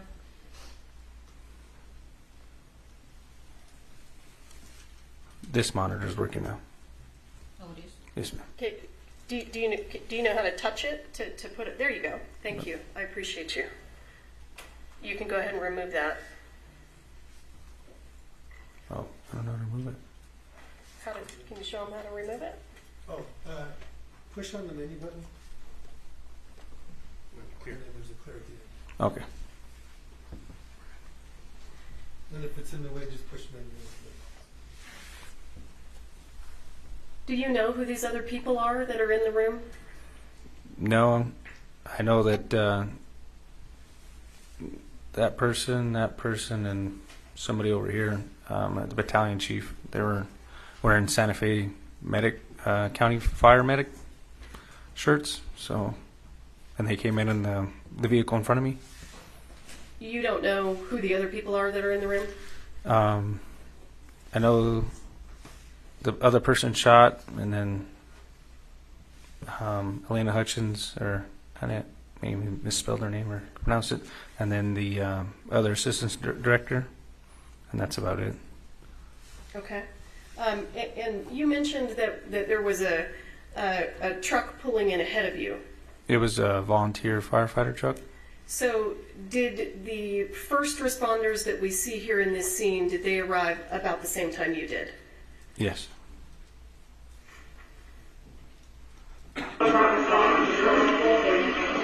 .32 Santa Fe both approximately 140 pounds. Elderly male and young female.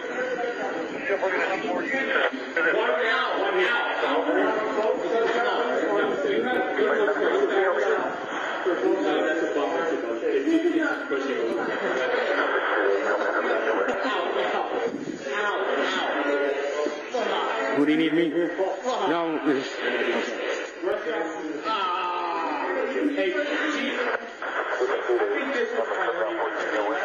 You want a BBM?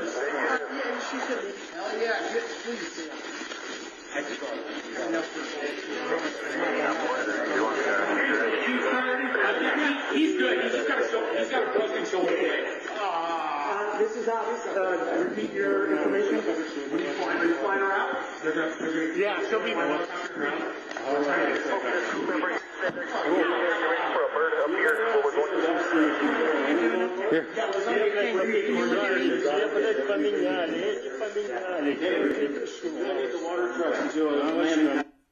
Officer LeFleur, tell us what you're doing now and why. I looked over it and seen that they were getting the oxygen tank out. Noticed that they were using on a bag valve mask, which is more appropriate for that situation than the one that goes around their face. I'm just helping them, doing as much as I can to help. So give us a little bit more information. What causes you to believe that the bag valve mask is more appropriate than the one that goes around your face? And when you say the one that goes around your face, what do you mean? If the oxygen were to run out or they had to use manual breaths, they could use the bag. The other one is just something that's over their face. Okay. And what made you think that the bag valve mask was more appropriate? Nothing really. I just believe it's more, I don't know. Officer LeFleur, are you trained in life-saving measures? To an extent, yes. Okay. Was it anything about your training that caused you to think that that would be more appropriate? It's just what we've been trained with versus the one that was already on her. Okay.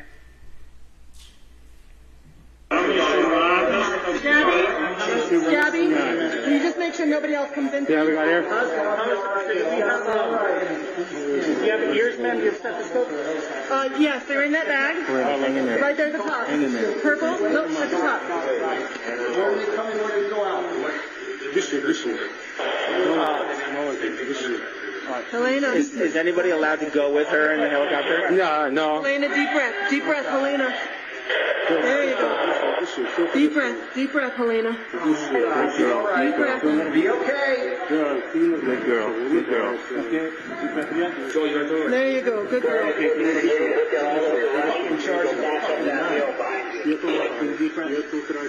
Deep breath. Jesus.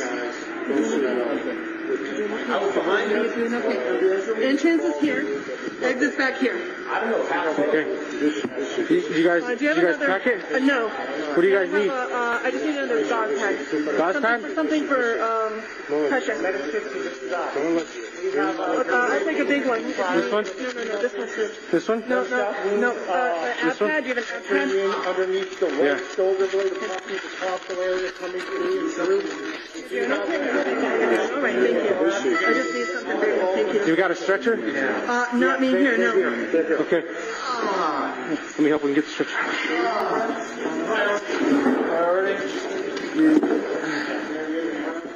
Stretcher. What are you doing now? Just trying to stay busy, help clear the way for the stretcher. The ambulance is here. Here's priority number one. Okay. Let's clearing and all this stuff out of there. We get everything in here and get it out. All right, we got air flight en route. Not on me here. We can get it from the elevator. Halyna? This is Halyna Hutchins. What time?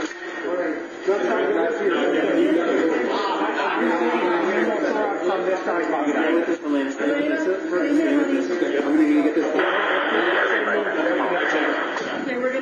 Okay. So I got the air. Thank you. Get all that out? I'm not behind you guys. All right, so we're gonna need to get her going right away. Officer LeFleur, have additional first responders now arrived? Yes. Can you give us an idea of who's on set assisting now? So it looks like more paramedics have arrived, and Lieutenant Benavides is right there. Okay. And do you mean this gentleman here? Yes, ma'am. That my cursor's on? And who was Lieutenant Benavides? He was our day shift lieutenant at the time. Was he a supervisor? Yes, ma'am. We got it through and through on her. We went through and through on her, through the chest, and then you got one in the arm over there.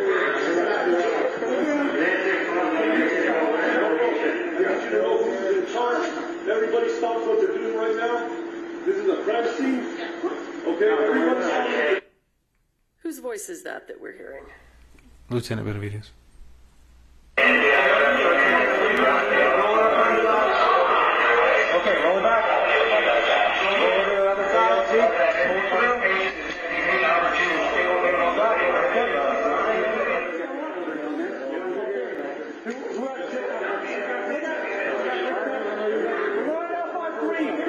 One, two, three. All right, underneath, cool. Yeah, they're good. All right, let's go down. Let's get going back. All right, let's get carry here, okay? You keep your eyes on me. Keep looking at me.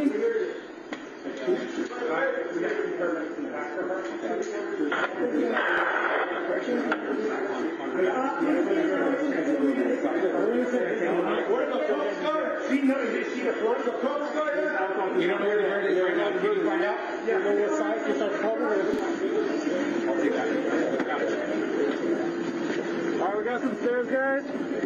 Go stairs on the first step.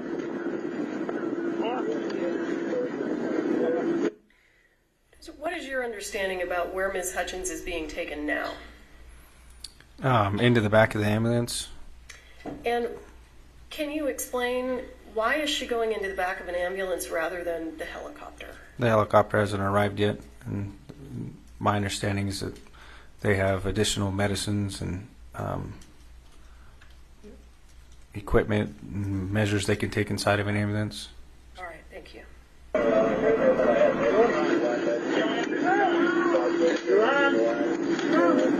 Disconnect here. You got it? Hey, can you take over that?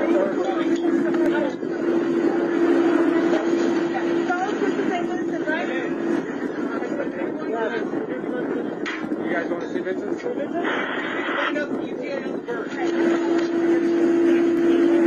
32 Santa Fe, what's ETA on the bird? What did you just say? I asked them ETA on the helicopter. And who are you speaking to?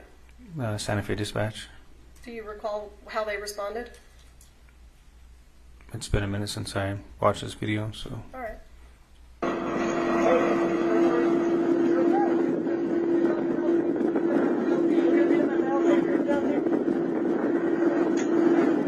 Oh, we got the bird right here.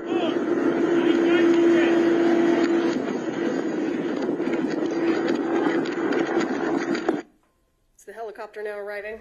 Yes, ma'am.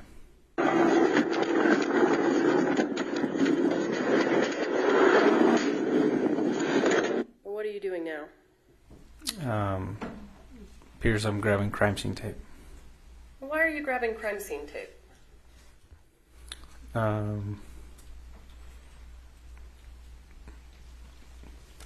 To start the crime scene. I don't know if anybody had told me to grab the tape yet, but I knew we needed to start one. So.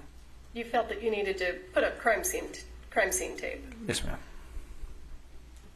Or somebody may have asked for it. What's that? I'm sorry.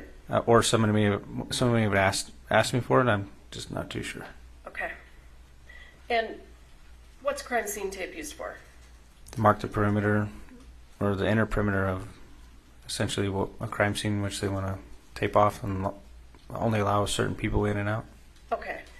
And was that an issue in this scene?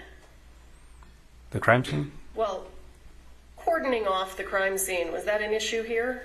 Yeah, it was a unique situation because of the you can't really tie crime scene tape to nothing. So I think at one point they actually used our patrol units as to tie the tape around and go to the next one.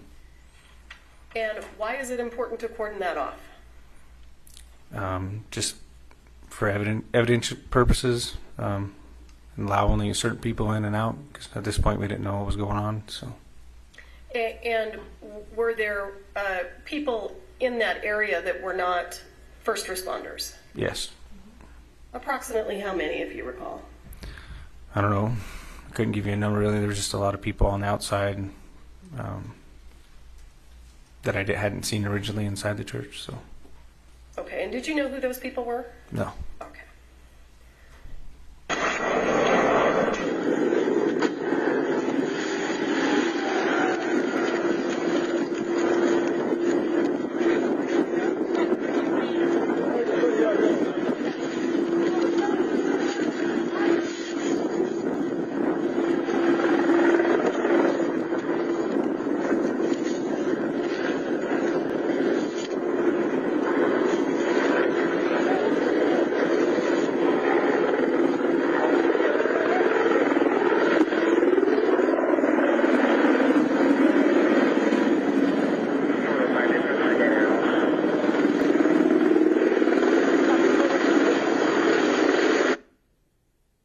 this person here in the gray shirt? Yes, ma'am. Was that a first responder? No. So when the crime scene tape goes up, what happens to that person? I can't recall. I haven't watched the video yet. Hypothetically, is that person allowed to stay inside the crime scene? No. Okay. Who are the people that are allowed to stay inside the tape? Medical and for first responders. Okay.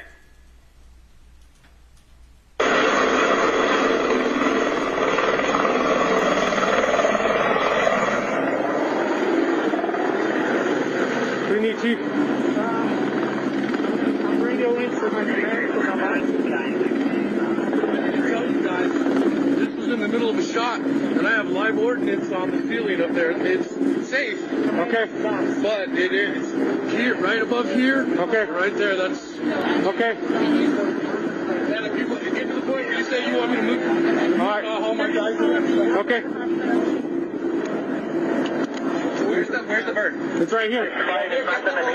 Okay.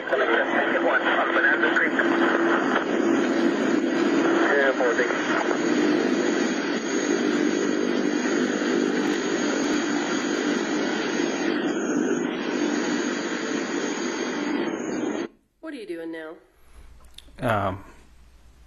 I talked with the paramedics inside the ambulance, and they asked me where the helicopter was. I told them it was landing, and he asked them to bring the paramedics to them. So you're bringing the paramedic from the helicopter to the ambulance? Yes. All right.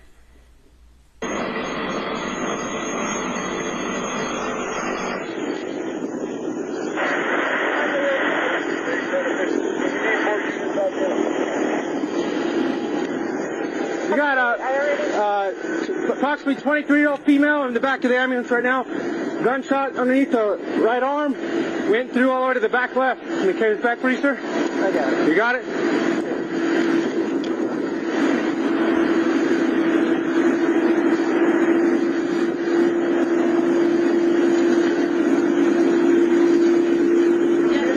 This one's priority.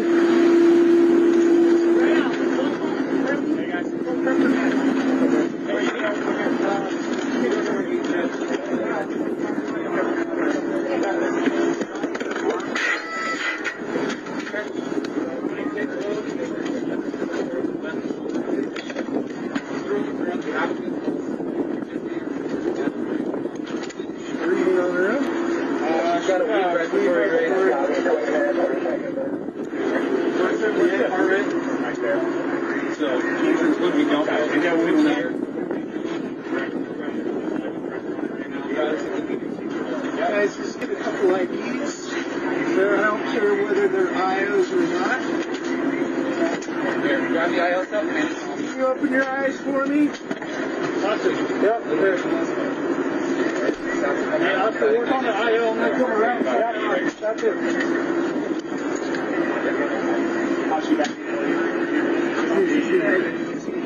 Here, if I could just have you guys just step over there for us, okay? Can I have you guys get over there for us? We're going to have to gather everybody up, get everybody's names, everybody who's on scene, okay?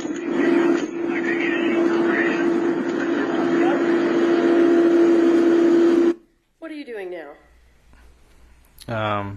Just trying to think what's next. I think I'm putting one of the pilot's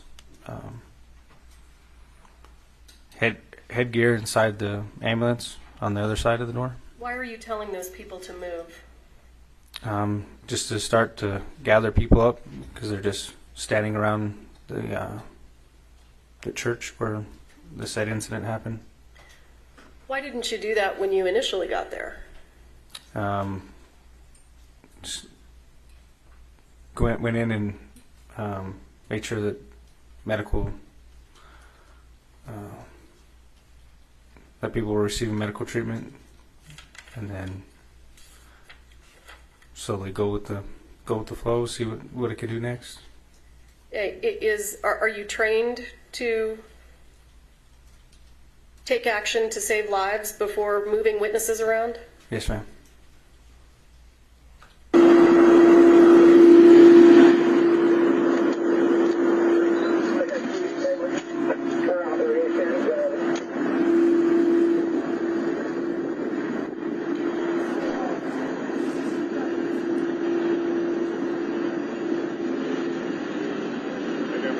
doing, sir? I believe you guys will be taking this one. In the bird then? Did she go in the bird? No, not yet. They're in IVs, getting IO, and then they're going to take in the bird. They're coming out, watch yourself. They're moving it from this one? Yeah. Yeah. There's a couple of them still. Is that your truck?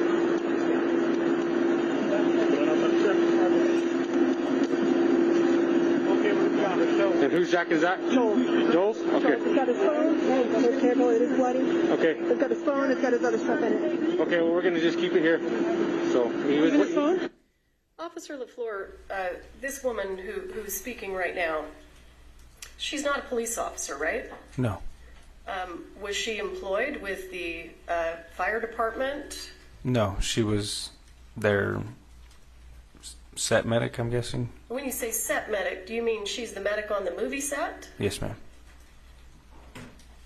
Yeah, he was wearing it. Well, where's his phone at? I don't know. Do you have any idea why movie sets would have medical personnel on scene? It's probably for safety reasons. Someone closer than the paramedics or fire department. For safety reasons? Yeah. Phone. Anybody have Joel's phone? Yeah. All right, gentlemen. Yeah, how can we help you? I just need your IDs, and then have you guys step outside and wait for the investigators to get here. Okay? Okay, cool. Any idea who these guys are? Just more people involved with the movie set. Movie set employees? Yeah. Is that your impression? Yes, ma'am. And who's the props guy? Who's in charge of props? She has green and purple hair. You can't miss her. Okay.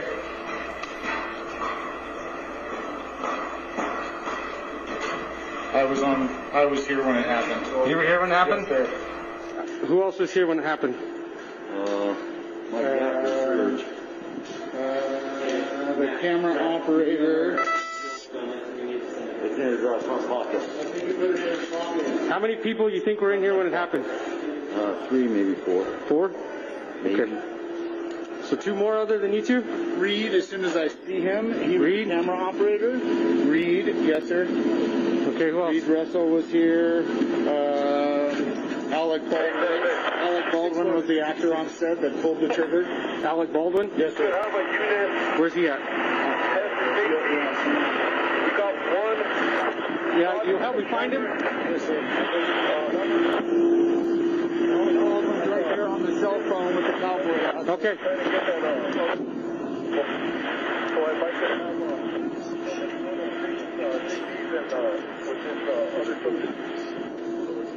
How's it going, sir?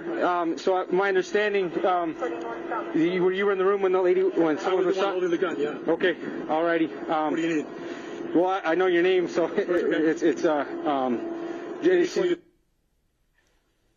Pursuant to the stipulation, I'm going to go ahead and jump ahead. Very good. I want to make sure this is the right part. Okay.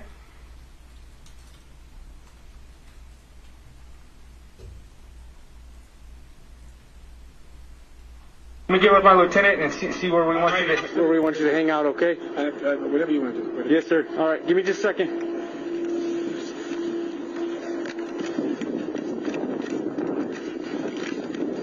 LT. So apparently I was not given the appropriate redaction.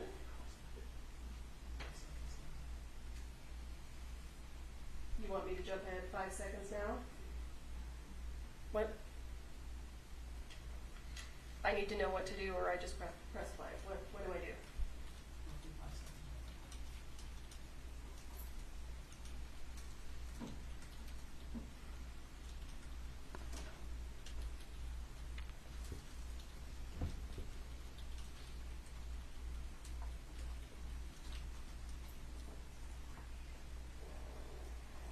Do you want to pull the trigger? Do you want me to have him sit tight or? Yeah, you're gonna have to sit tight. Sit tight in the I unit. have the armor in here. This is all their stuff. I have the gun used is in there. And I got the 2 people that were in the room. Okay. You may have Alec Baldwin take a seat in the back of my unit, or? No, we know where he's at. We know who he is. Yeah. We just need to say, is he in a trailer? No, he's right there, in the gray and black. Okay. All right. So try to keep him away from everybody. Okay. Have him talk to anybody. Okay. I can just have him sit. I can sit with him in my unit. That's fine. Okay. Okay. Officer LeFleur, at this point in time, what's your intention? I was going to go back to where Mr. Baldwin was and then escort him to my unit. When I got there, I realized my unit is over here being used as a post for the crime scene. So what did you do when you realized that? Just had him sit where he was and had everybody just hang out there. Started writing down people's names. Okay.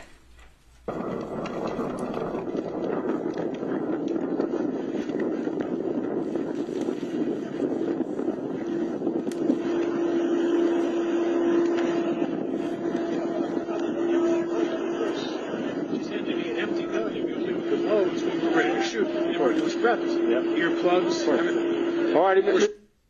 What are these people doing?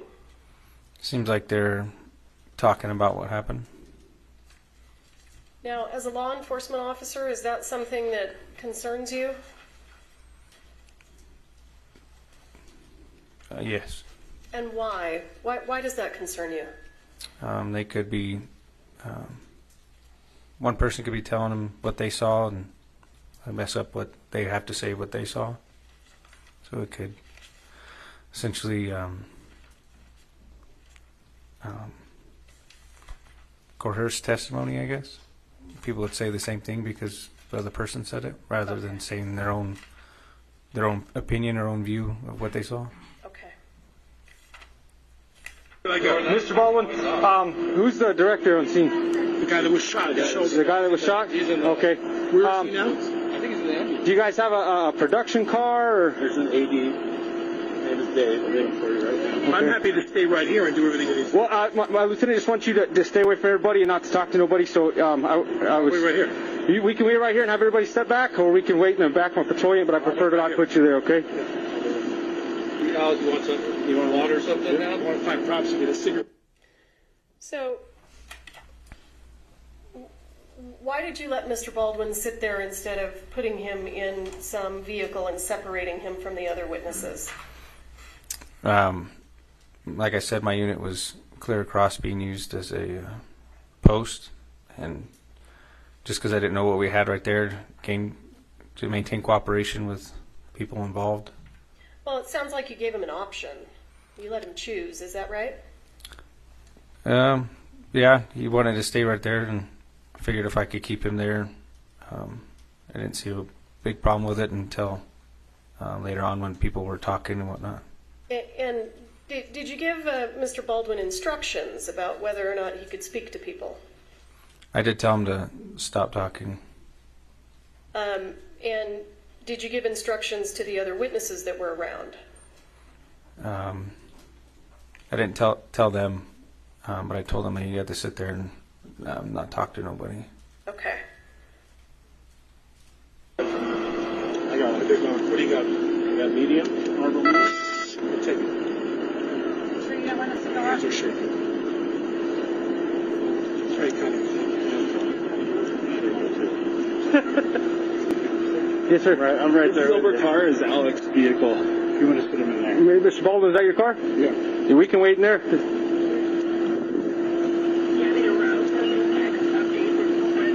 You want me to stay here? We can wait in your car if you want to. I can't smoke in the car. Oh, okay. Yeah, we can wait. Hang out right here then. Is Joe gone? They both gone? Yeah. Well, they're still working on the female. If you haven't seen the helicopter take off, then they're not gone yet.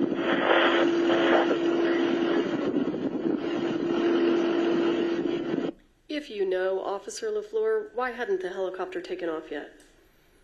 I don't know exactly why, but my guess is they have to stabilize the patient before they can put him in the air. In the air, okay.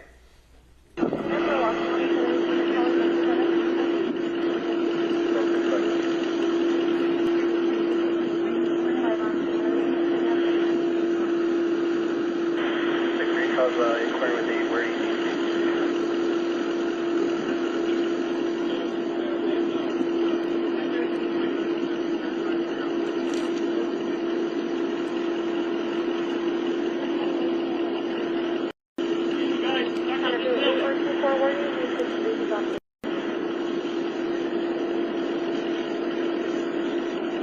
Why are you just standing there? Just standing with Mr. Baldwin, allowing him to smoke a cigarette, making sure. And why is it important for you to be standing there? Essentially, he's detained, not free to leave, so I'm there with him.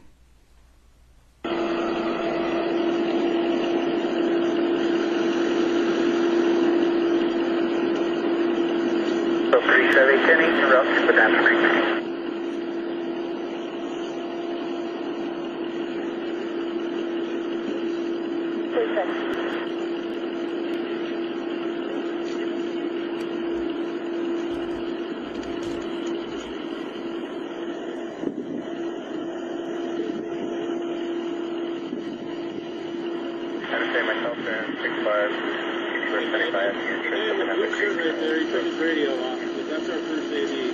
Now right there? Down in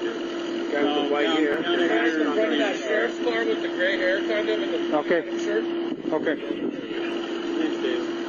Hey, I got an officer over here by now.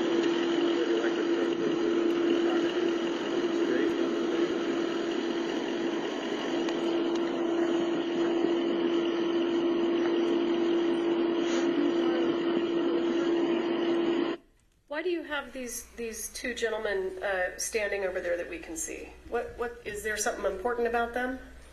The guy in the gray I had him stand over there because he was inside the room when I first got at the church, and the other guy in the brown apparently was in the church too. So I just wanted everybody who was in the church in one area so we could easily be found. So you wanted everyone that was in the church in one area? Yes, ma'am. And are we looking at that area?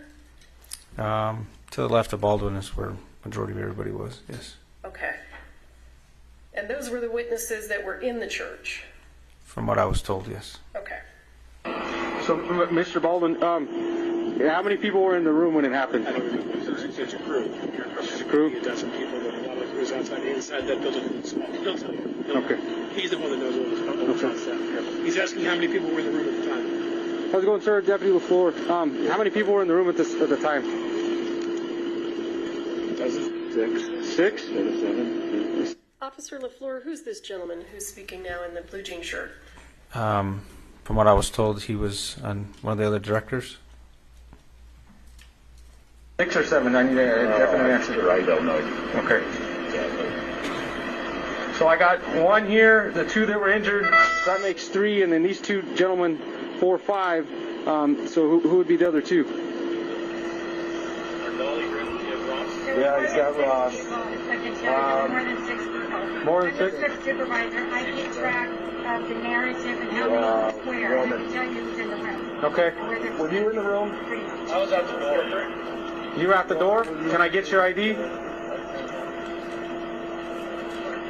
Do you know whether or not the person in the jean shirt was inside the church and witnessed the incident? I do not know. Okay, why don't you come on over to the back of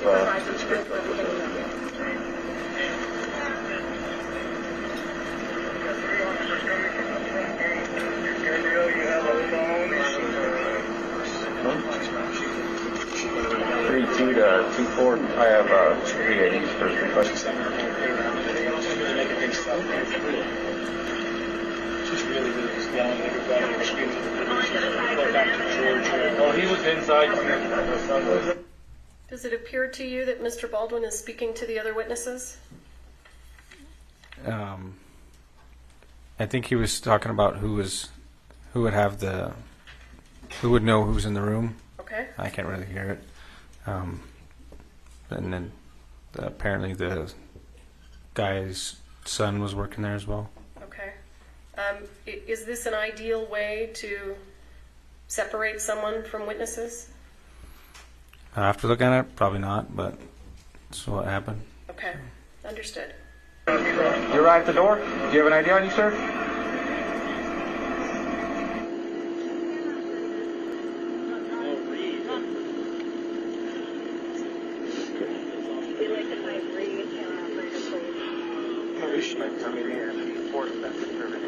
As of right now, her status is questionable. That's why we called the air light. Where were you at, sir? I was right behind him. Right behind him? Okay. Yeah, I was right behind him right when it happened. All right. So just have you guys hang out for me right here. We'll get someone to get your statement in just a second, okay? And then they cleared the gun outside after on his request, and I witnessed them clear it and saw the bullets. Okay. So the one that was missing, the one that was fired, we don't know, but all the other ones were proper. They had loads. Officer LeFleur, does it seem to you right now that they're talking about the incident? It seems like they're talking about the gun that was used in the incident. All right. They reported load blanks. They had loads. Well, they didn't know. They were supposed to do their shake test before they put the gun in the load.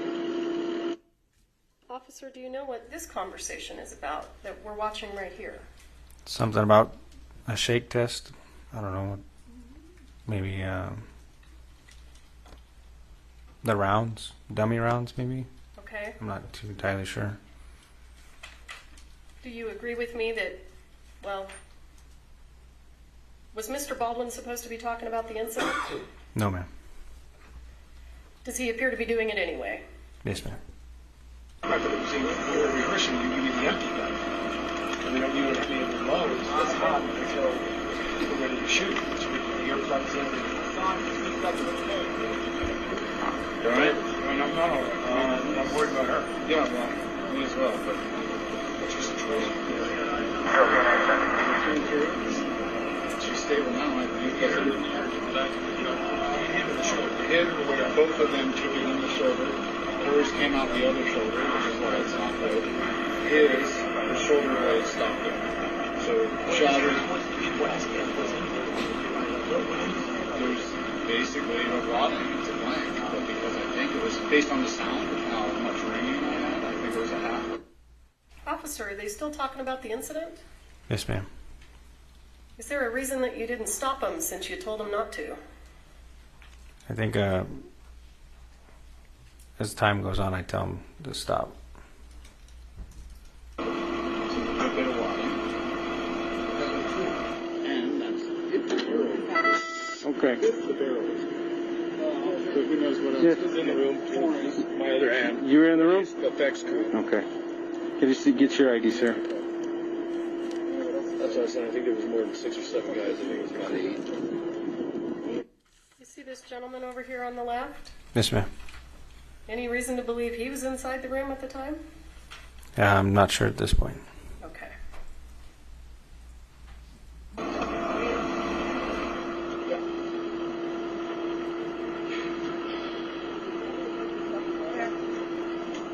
Were you in the room too, ma'am? Yes. Okay.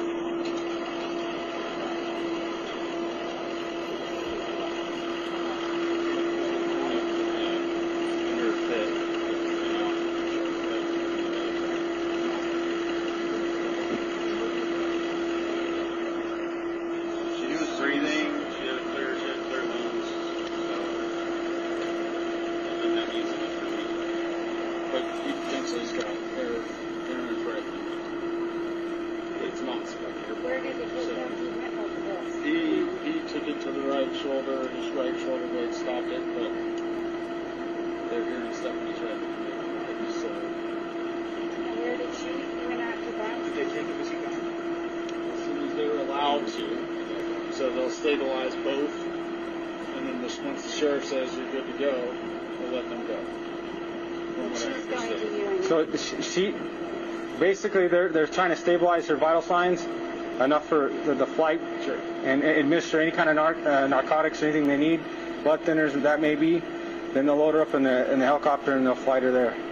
I believe the other ambulance is on the other side. and he seems to be doing better than she was, so they might drive him in an ambulance.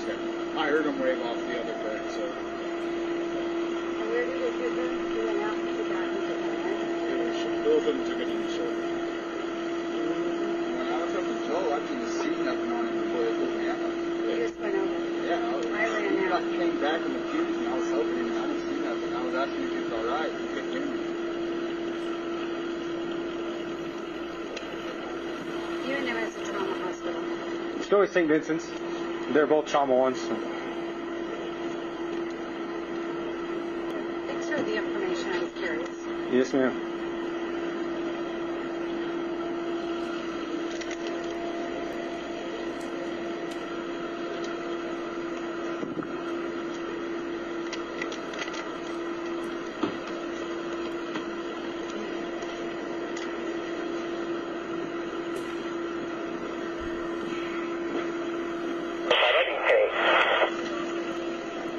I'm just step away and call my wife. Yeah, no problem. I got more out.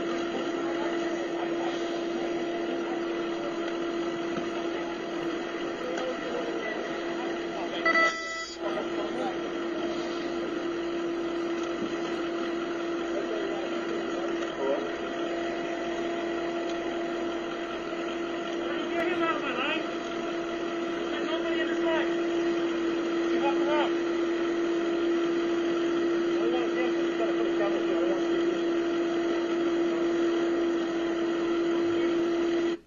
Officer LeFleur, have more first responders now arrived? Off to your right, you can see. There it is. Off to your right, you can see more patrol units showing up. This deputy showed up, but this corporal had been there for a minute. And approximately how long have you now been on scene? According to my body cam, a little over 25 minutes. Okay.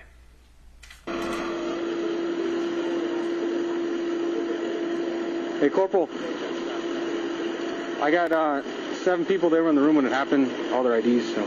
Okay. Just get it all brought down. I'm not sure what the CID came out for. It's okay. At that point in time, what was your understanding of how many people were in the room and witnessed it? I believe I said 7. Okay. Do you know whether or not that turned out to be true? I think there was actually more. I wrote all the people who said that they were in the room in my report. Okay. Hey, sir. Okay. And I'm just hanging out with him because he's the one who pulled the triggers. Okay. Yeah, he tried it. Sorry, I was trying to set things up a while ago. And Do what you gotta do. Whatever you gotta do.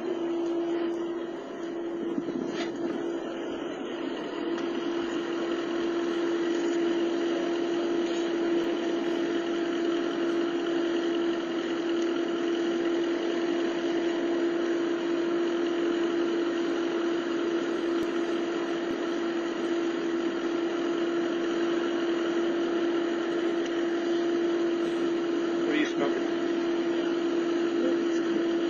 You got one on you? You got a notepad, Freddie? All right. Do you have a notepad? Officer LeFleur, at this point in time, I know he's no longer in the frame, but the gentleman in the blue denim shirt, do you know whether or not he was in the room at the time? I don't recall if he was in the room or not. Okay. I know there was some director or whatnot there. Okay. I don't have mine either. Yeah. So I start. Yeah, I know. It came off when I was given, trying to pack wounds. Yeah. Okay.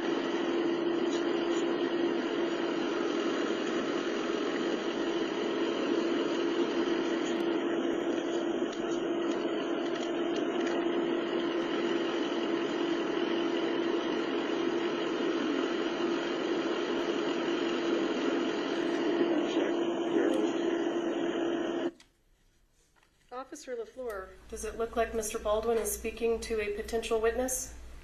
He just looks like he's talking to the guy who says his name is one of the directors, yes. Okay. Is that what you had in mind when you asked Mr. Baldwin not to speak to anyone? No. Do you know what they're talking about? I couldn't hear what they were talking about. I did hear him ask him what cigarettes he was smoking and if he could have one. So.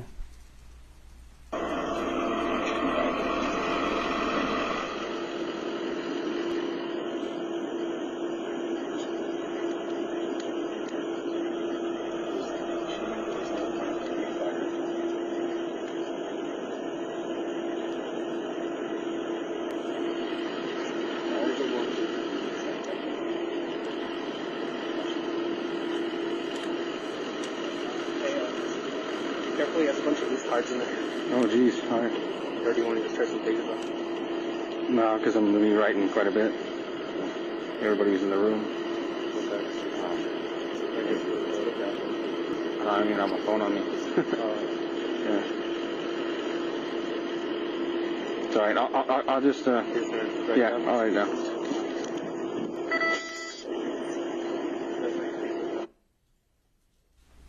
Do you see the gentleman in the denim shirt gesturing? You want me to back up? Yeah, which one? Are we talking about this gentleman? Yeah.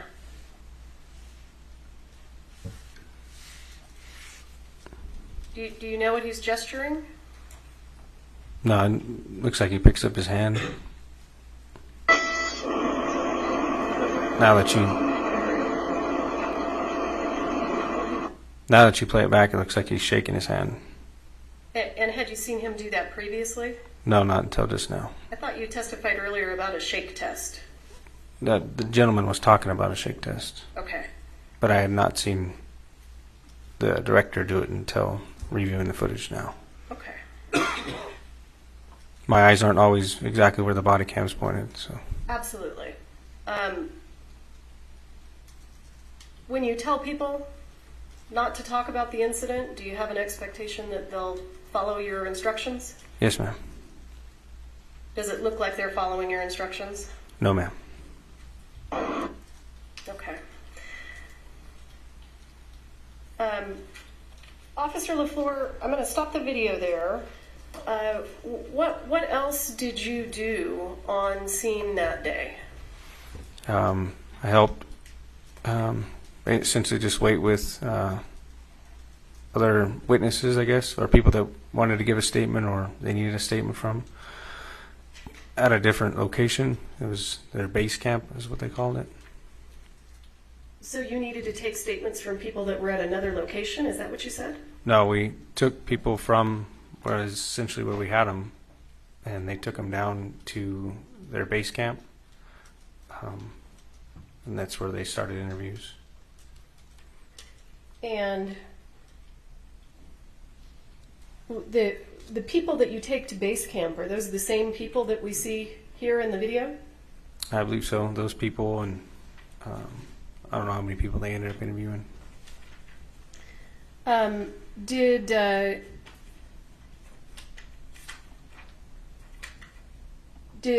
any point in time, did Mr. Baldwin tell you that he didn't pull the trigger of the gun? I believe he told me he was holding the gun. I believe in the beginning when I was leaving the church, one of the guys said that Baldwin had pulled the trigger.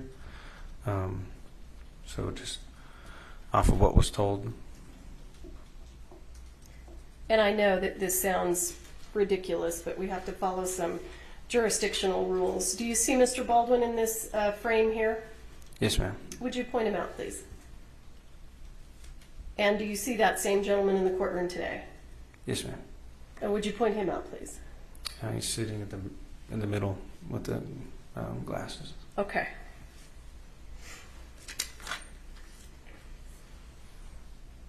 Anything else that you did of import that you can think of that you think the jury should hear about? I think that's about it. How long were you on scene, if you recall? From when I got there was, I don't know, about 10 hours maybe or so. I was there till dark. You were there for 10 hours? Yeah, until they were done interviewing people. Is that typical? It is if that's what they need to be done. So. Okay.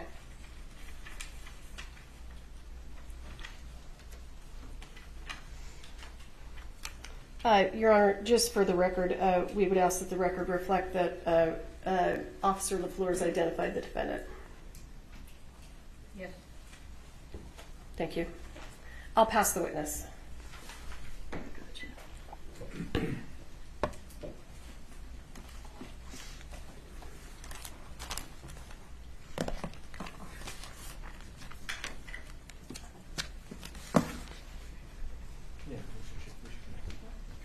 May I proceed?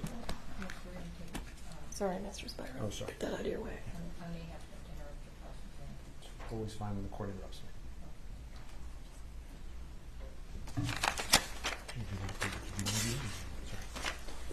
Sorry. May I proceed? Yes. Yeah. Thank you. When you got to the scene, Mr. Baldwin walked up to you and said, I was holding a gun. He blurted it out, right? Yes. And in fact, he was very shocked, if you could picture Alec Baldwin in a pale state, very unsure of himself. You could say an actor out of character. Fair? Sure. Object to the former question. It is Mr. Spiro testifying in the question. Okay. May we approach?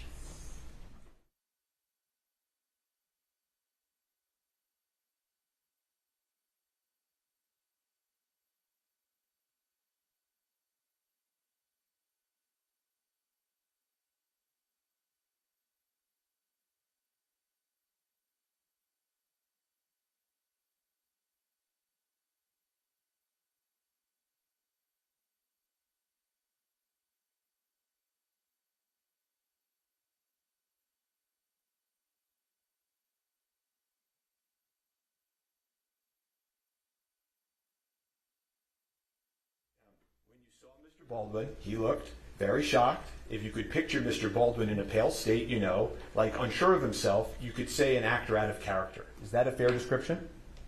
Sure. And he said to you, I'm here, whatever you want to do, right? Yes. He said to you at one point, where should I go? Right? Yes. And he also pointed out to you who the director was on scene who was hit in the shoulder, right? I believe so. Yes, I inquired about him. And he also asked you how she was doing, right? Meaning Miss Hutchins, right? Yes. I don't remember you being asked about that on direct, were you? And you mean asked by the state? Yeah. Objection relevance? Overruled. So I want to take a step back. The dispatch that came over to your radio, sir, before you got to the scene was a dispatch for an accidental shooting by a prop gun, correct? I believe that's what was told to me, yes. Okay. And you've testified to that previously, right? Yes. Okay. And the dispatch report, you know that you received that wording, accidental discharge, several times, right? I believe so. Okay. So I want to ask you, how come when you described it today in court, how come you didn't include the word accident when you testified before this jury? I'm not one to say if it was an accident or not. Just there to initially respond to it, and then the detectives determine whether or not it was an accident. Well, sure, but every other time you've been asked about this, you've said it was an accident. And now today at the trial of Alec Baldwin, when you're talking to this jury, you left that word out. Isn't that true? Not intentionally, no. Did you meet with the prosecutors before you testified here today? Just briefly in the room outside for them to tell me who was in order of what witness. You've discussed your testimony previously with Ms. Morrissey, correct? Before today? Just in a pre-trial interview, yes. We've talked about your lapel that was on. It's true, right, that the lapel is actually mandatory. Yes. Right? And so they came to the officers, passed a law, and told you had to wear your lapel, right? Yes. And the way it works is it secures all of these statements, and when you're done wearing it for the day, you go back to the station, you log it in, and then it exists, right? Essentially, yeah, but it's more complex than that. It uploads on itself. Oh, it self-uploads so that it maintains itself? Yes. Okay. And you then talked a little bit about the securing of the scene, and you talked about crime scene tape going up, right? Yes. But as you just told this jury, at the time, you don't know whether this is an accident or not, right?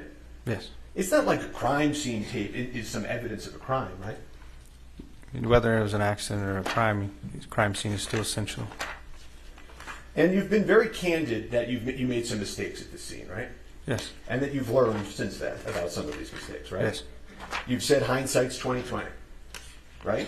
Yes. And you can Monday morning quarterback decisions, but you made them in the field, right? Yes. Okay. And you've said that based on your training and experience, you know that if witnesses are left to speak to each other, they can taint each other's memories, right? Yes.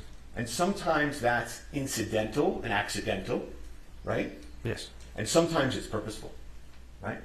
Depends on who's there, yes.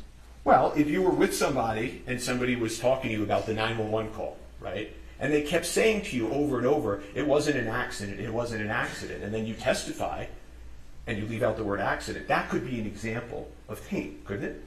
Sure.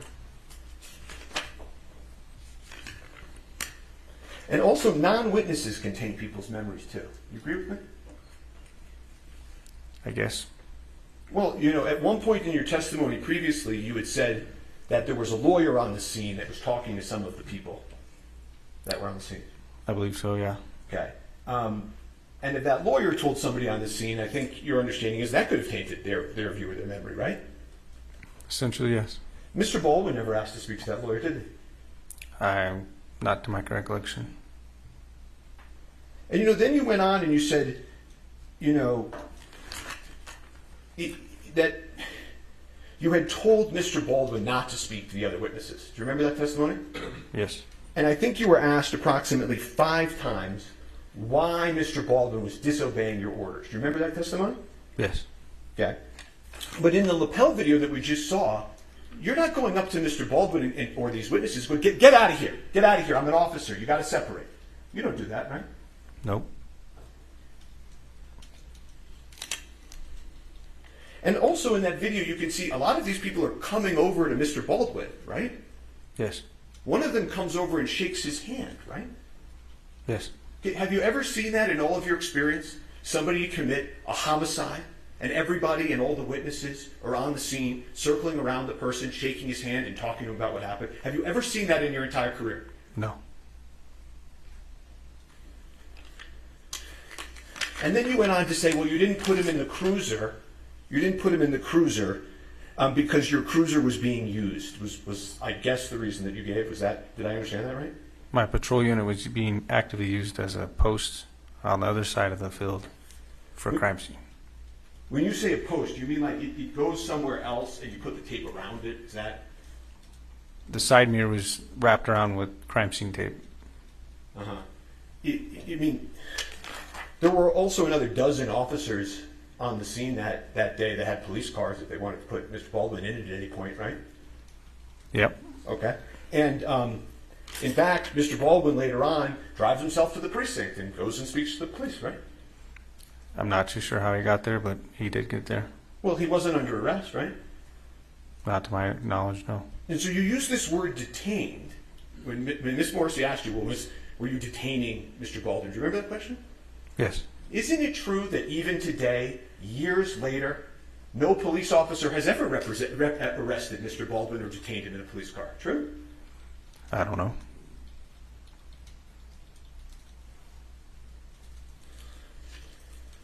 The police department, the Santa Fe Police Department, has never arrested Mr. Baldwin. Not the Santa Fe Police Department. Question asked and answered.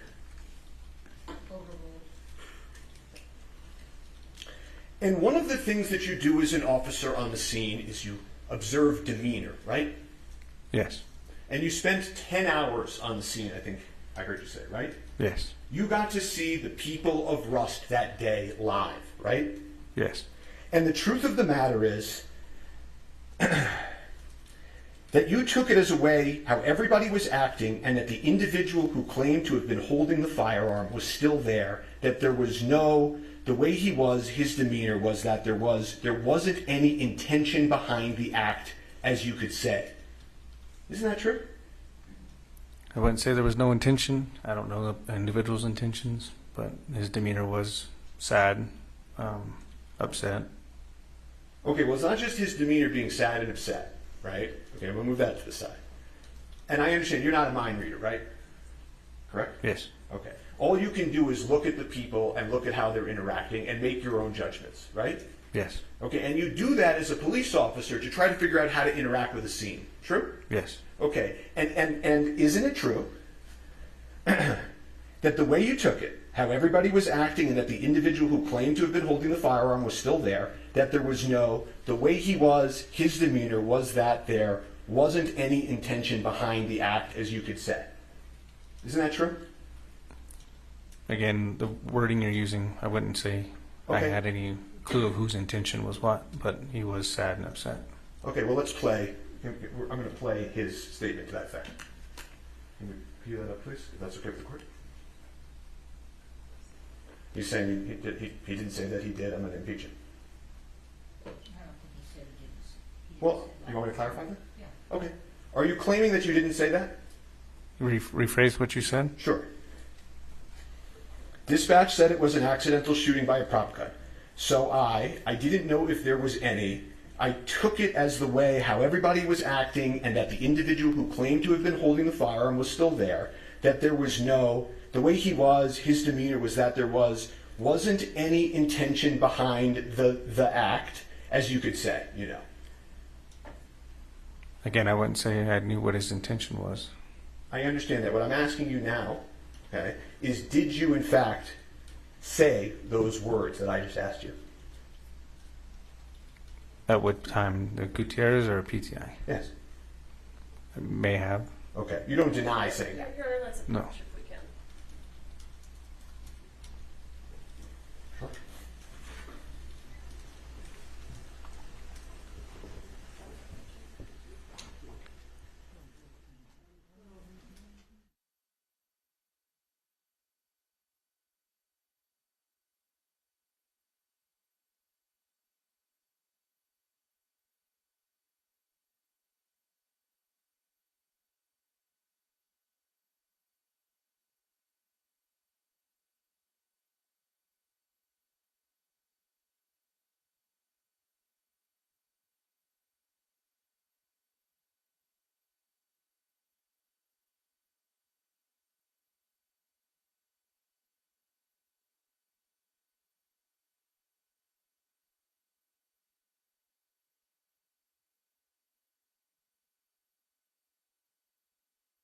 One more time, I'm just going to ask you, did you say that statement that I read? If you're reading the statement and it says my name next to it, then I more likely said it. I just don't recall when.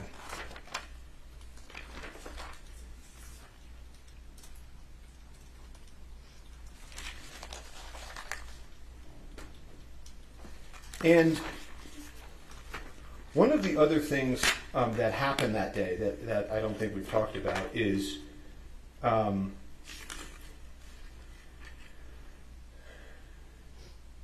you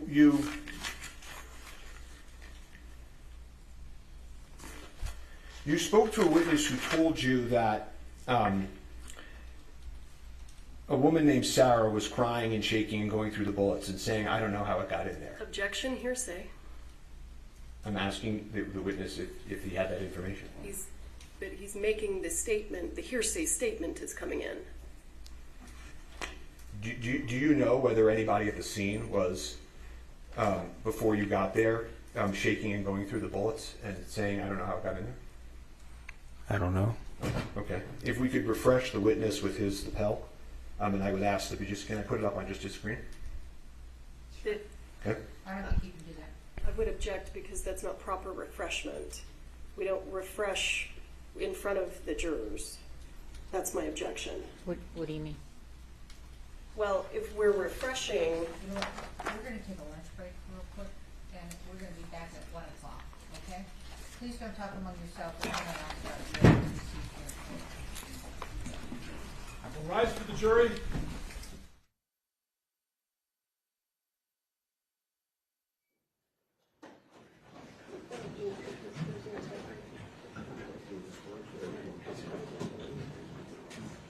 Can you show me how big this thing? So it's on the site.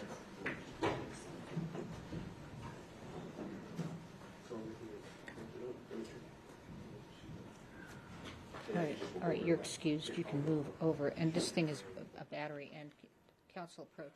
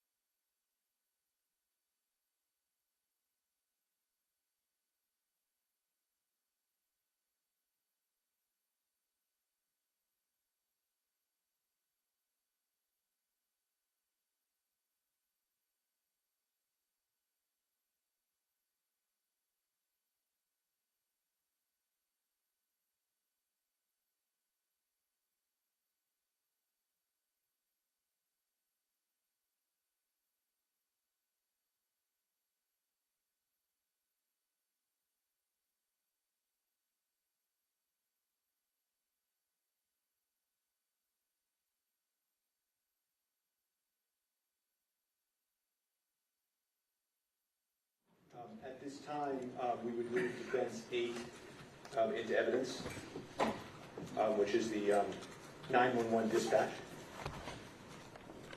Okay, is your witness going to recognize it? Or is it by stipulation? It's by stipulation. Right. Okay. That's what we agreed. All right. Okay, and if we could just, so that the jury can see, page 6, if we could just publish it to the jury. Yes. States.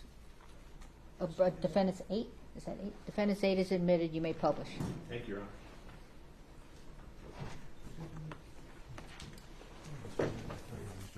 Just you were using numbers. We assumed you guys were using letters for exhibits. We filed. Oh, 8. It's 8. Okay. Okay. Understood. Thank you. Yeah, defense 8. Are you doing numbers? Yes, we filed our exhibit list first as. Okay, so you do letters. It's DX8. It's DX.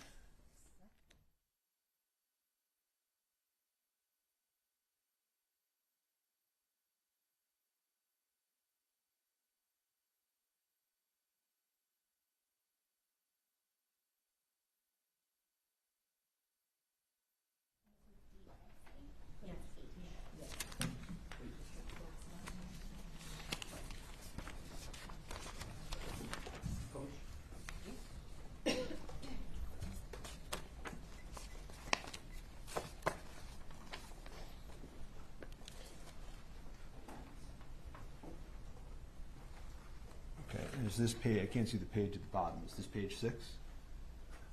Yes. Okay. And do you see how it says accident, accident, accident?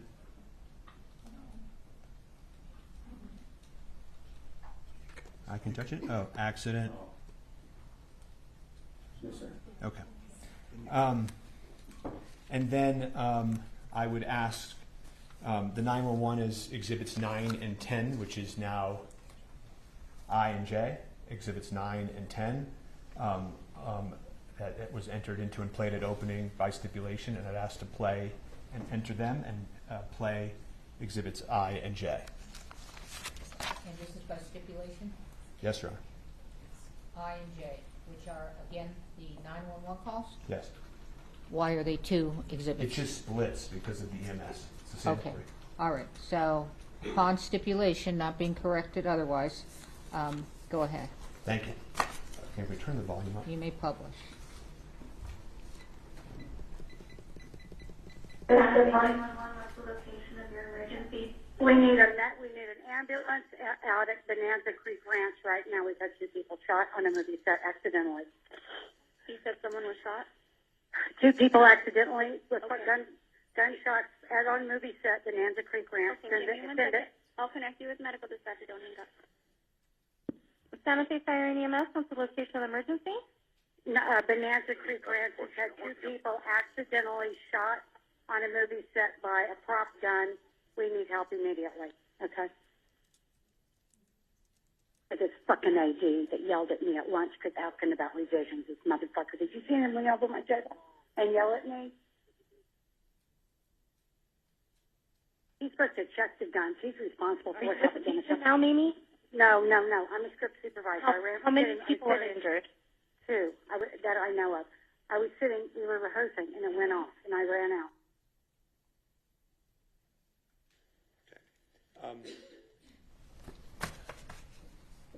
You heard some language, and then that he, the first assistant, was supposed to check the gun. Did you hear that? Yes. Okay. Did you hear anybody on the 911 call mention Alec Baldwin at all? No. I asked you before we broke about a prior statement. I asked you if you made a prior statement that we talked about a few times. So I'm just going to approach quickly and refresh your recollection. And this is November 30th, 2023. Your pretrial interview, Officer LeFleur. And I'm just going to ask you to read down here. Your Honor, and again, Mr. Spiro is testifying as he's handing it to the witness. Just identify what the document is and then move away.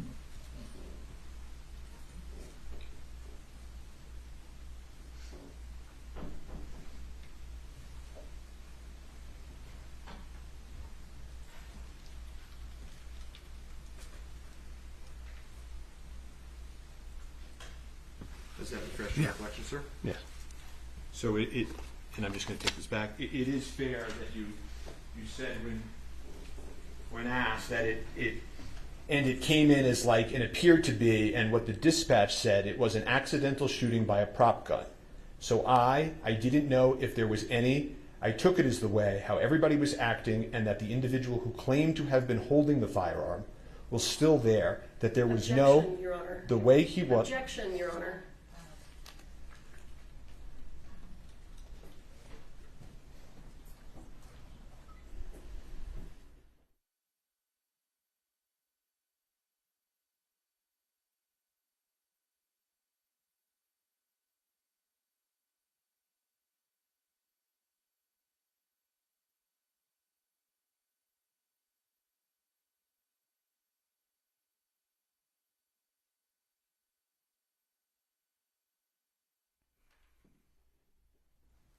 As I was walking back, my question was, did that refresh your recollection? Yes.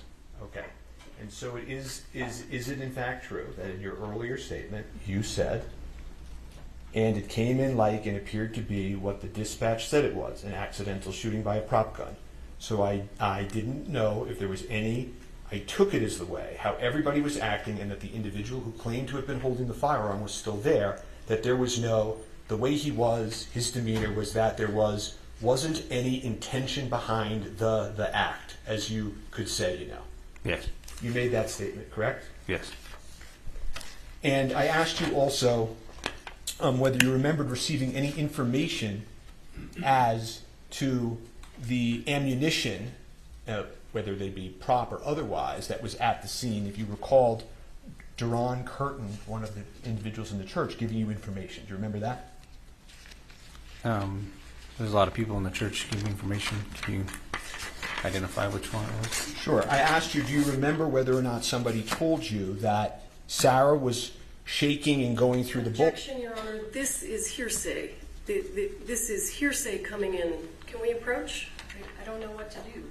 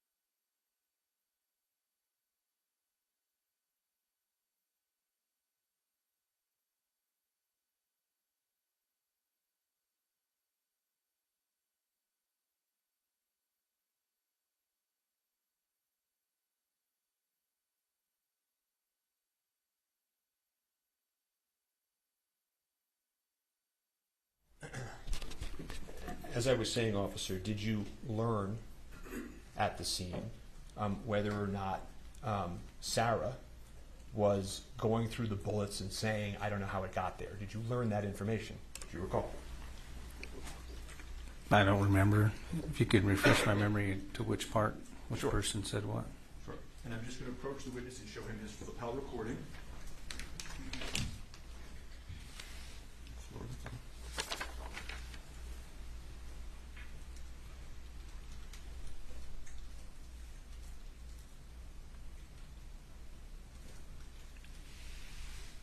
Okay. Does that refresh your recollection? It appears it's a recording type out of what my body-worn camera recorded, yes. Okay. And when you learned this information, did you do anything with that information? To be honest, it's the first time I've heard it in that detail. Body cameras pick up more audio than our ears do. Okay. You also testified that the gentleman in the orange jacket came up to you and said, Alec pulled the trigger, or words to that effect. Remember that testimony? That's what he said, yes. Yeah, and you know that witness has stated absolutely he did not see him pull the trigger, correct? At that point, I didn't know if he said that or not. Okay. And then I just want to ask you about one other thing we talked about this morning. Was I asked you about your testimony on direct that Mr. Baldwin was effectively disobeying police orders. Do you remember that testimony on direct? Yes. And over the lunch break, have you had a chance to reflect on that testimony? Sure. Okay. Do you think it's a fair, honestly, sir, a fair characterization to this jury to say that Mr. Baldwin was disobeying police orders at the scene? He was given an order, but I didn't repeatedly tell him not to. That was on my bad. And so don't you think that given what actually happened at the scene, that really, in all fairness to Mr. Baldwin, he wasn't really disobeying police orders, was he, sir? To an extent, yes. You were the first officer on scene. Yes. And you did your best, no question, right? Yes. And you're aware, right, because a lot of this testimony I'm not going to get into, you're aware as you sit here that the issue of Ms. Hutchins passing is not a contested issue by the defense. You know that? Yes. Okay. And you did sort of corral the witnesses, I think you said, right? Yes. And then after you did that, you turned them over, in essence, to the lead detective, Detective Pinot. Yes. Okay. And he interviewed those witnesses, right? Yes. Okay. And do you know if he's testifying for this state in this case? Objection. I don't know. Sure. Ignore the question and the non-answer or forgotten. Do you know how the live bullet got on set? I do not. Do you know why the armorer loaded the live bullet into the pop gun? I do not. Do you know why the first assistant director, head of safety, failed to detect it? I do not. I have no further questions for this witness.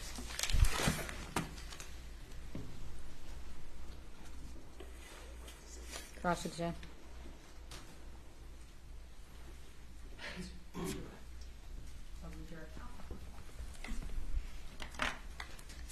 Can I use the Elmo, please?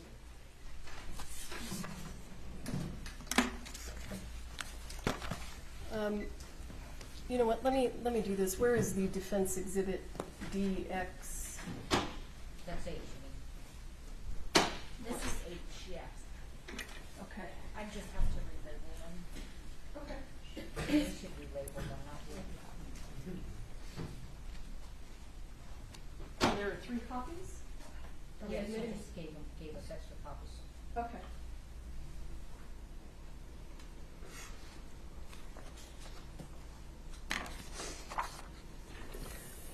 Officer LeFleur, let's back up a little bit, okay?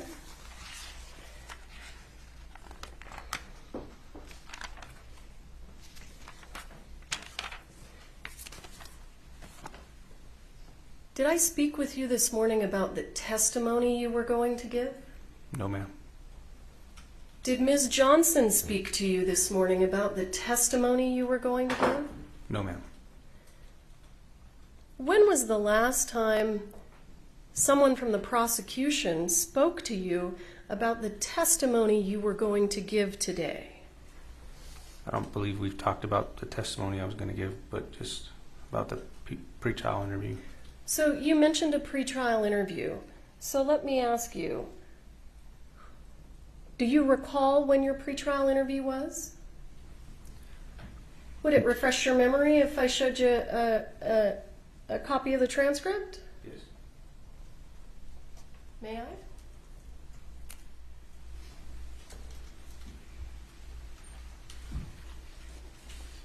Let me know.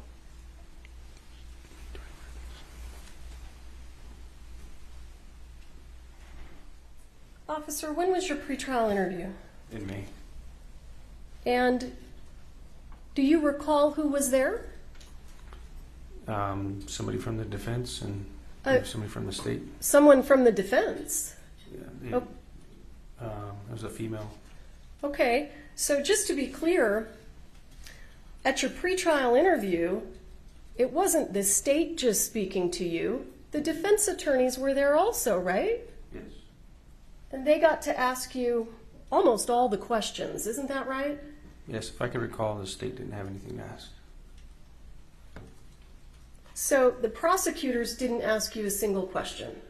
Not that I can remember, no.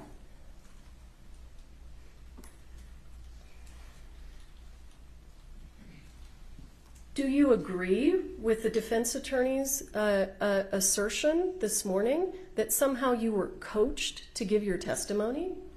I'm objecting to that characterization, but he is. Can you rephrase that question? He's objecting to the word assertion, I believe, so why don't you rephrase it?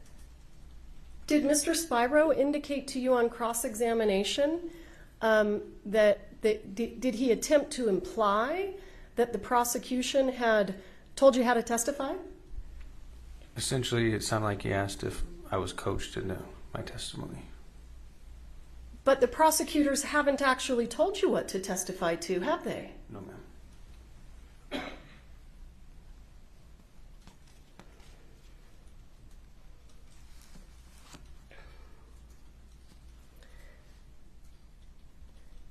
You were asked several questions on cross-examination about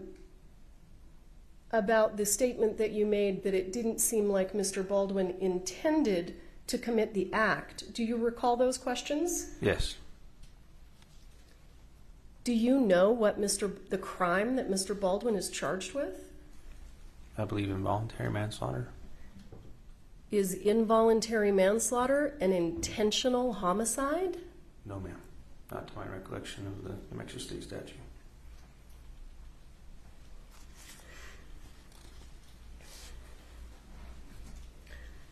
Are there criminal offenses that are intentional homicides? Yes. But that's not what Mr. Baldwin's charged with, right? No.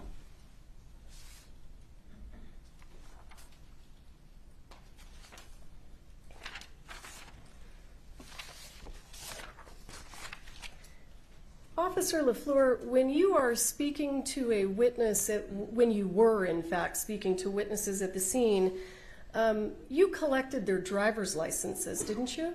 Yes. And what do you do when you collect the driver's license? Do you run it through a system? I put it in our computer system, run it by driver's license in the state.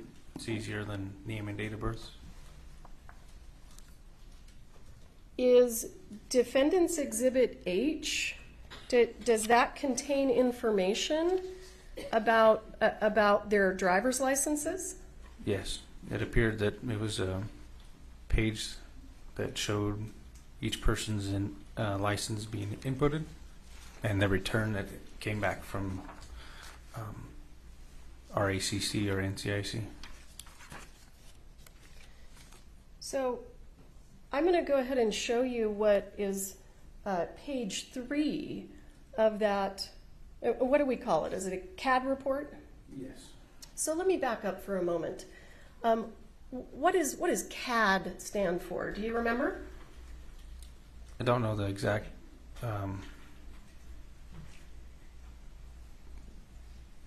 exactly what it stands for, no, but it's a reporting system that we use. Dispatches us through. And so this is this a dispatch log? Yes.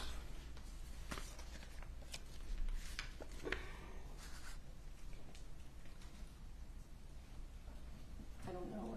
Yeah, thank you.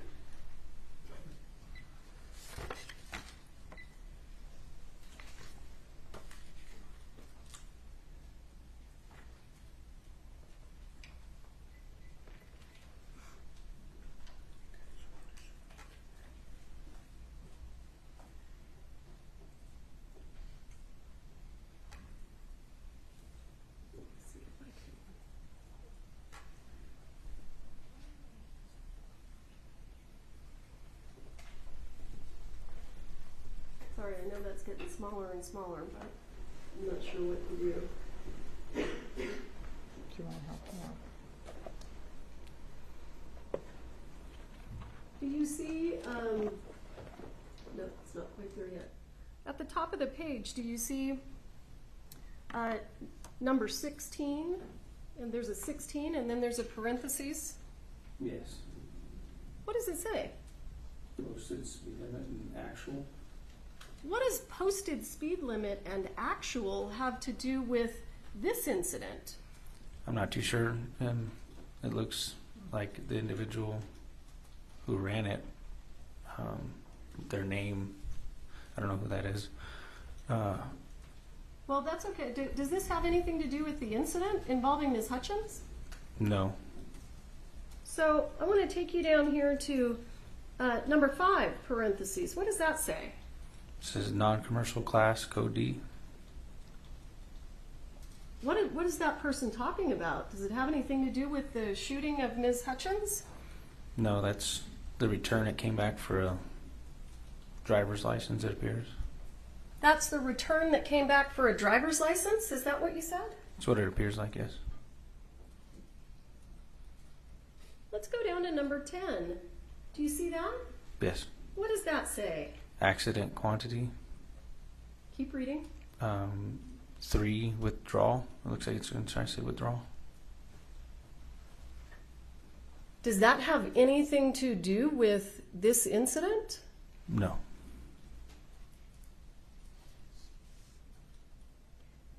And look, I want you to look down here at number 21. Do you see that? Yes. What does that say? Of alcohol or drugs. That you're aware of? Does that have anything to do with this incident? No. Let's jump down to number 26. 6. What does that say? Objection, relevance, cumulative.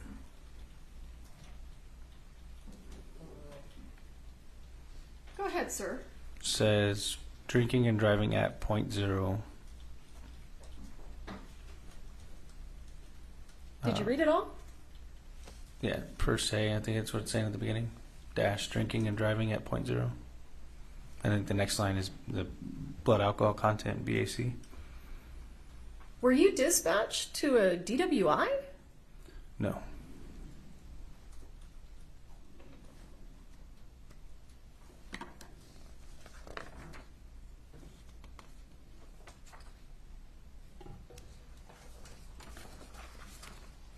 Let's have a look at page 5.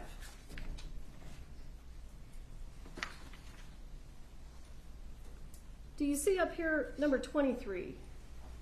23 is cut off on my screen. Oops. Yeah. Of alcohol or drugs. Was this an incident that was related to alcohol or drugs? Not that I'm aware of. Let's jump down here, if you would, to number 10. Do you see that? It says accidental quantity 0 and then withdrawal. Does that have anything to do with this incident? No. Why are we seeing that language? It's what the NCIC return gives our CAD. As you can see, it's all within the same 1/10 of a second. So it's generated by the computer system itself. So I've now turned the page to page 6. Do you see 10 there where it says 10 parentheses? Accidental quantity 0 withdrawal. Is the word accident reflective of Ms. Hutchins being shot on accident? No.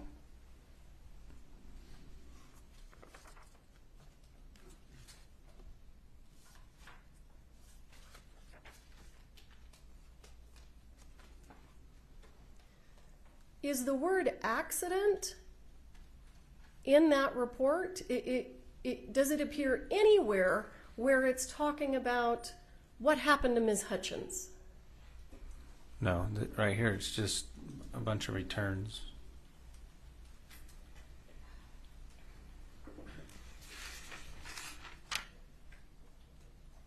Thank you for your time, sir. I don't have anything further. All right, thank you. This witness is excused. Next witness. The state calls, I'm sorry, were you? We would now move to admit page 14 of that exhibit. Come in. Come over here.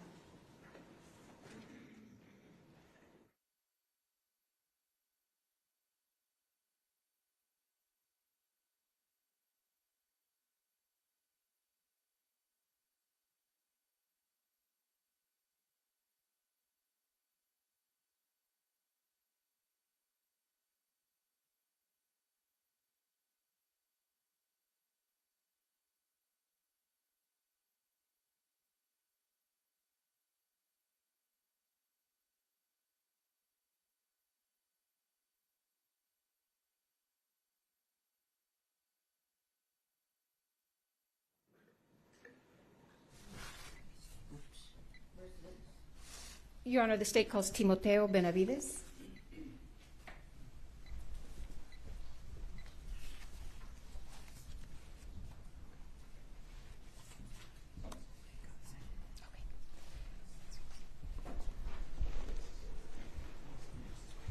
Mr. Judge, raise your right hand, please. Do you swear affirm under penalty of law? Sorry, Major. Sorry, Your So Honor. what's going on? Do you swear affirm under penalty of law that the testimony you'll give in this case will be the truth, the whole truth, and nothing but the truth? All right, have a seat talking to the microphone. May I proceed? Good afternoon, Mr. Benavides. Would you please introduce yourself to the members of the jury? Yes, my name's Timoteo Benavides. And sir, on October 21st, 2021, how were you employed? I was employed by the Santa Fe County Sheriff's Office as a lieutenant. And are you still employed with the Santa Fe County Sheriff's Department? I am not. And why not? I retired doing 20 years of law enforcement for Santa Fe County. And what was your rank when you retired? Lieutenant. And on October 21st, 2021, were you working? Yes, I was. And what were your duties that day? That day I was day shift commander, which entails taking care of Santa Fe County during the day and 7 deputies we had. How large is Santa Fe County? It's pretty big. It goes from the city limits of Espanola to all the way to I-40 down in Edgewood and to Pecos and then to the off-ramp to Cochiti. You said you were commander that day. What does that mean? What duties did that entail? I'm pretty much in charge of the county on what happens and responsible for the deputies that are working. On that date at approximately 1:48, did you receive a dispatch to a call? Yes, I did. And what was that call for service about? The call of service was on a movie set for an accidental shooting. Okay. And where was that located? It was located at the Bonanza Creek Movie Ranch. Okay. And is that in Santa Fe County? It is in Santa Fe County. Okay. In New Mexico? In the state of New Mexico, yes. Okay. And do you recall approximately what time you arrived? I was dispatched about 1:50. I didn't arrive till almost I think it was like 2:20. Okay. Why did it take you a while to arrive? I was pretty much on the other side of the county when the dispatch call came in. Now, when you arrived, do you recall what you observed? When I arrived, there was a security guard at the gate, and he told us that he was gonna drive us into the movie set where the incident happened. Were other deputies already there when you arrived? Deputy LeFleur was already on scene from what I heard over the radio, and I had at the time Corporal Darrete was in front of me, literally in front of me when we got there. Were there other first responders present when you arrived on scene? Yes, there was. There was already medics on scene when I arrived.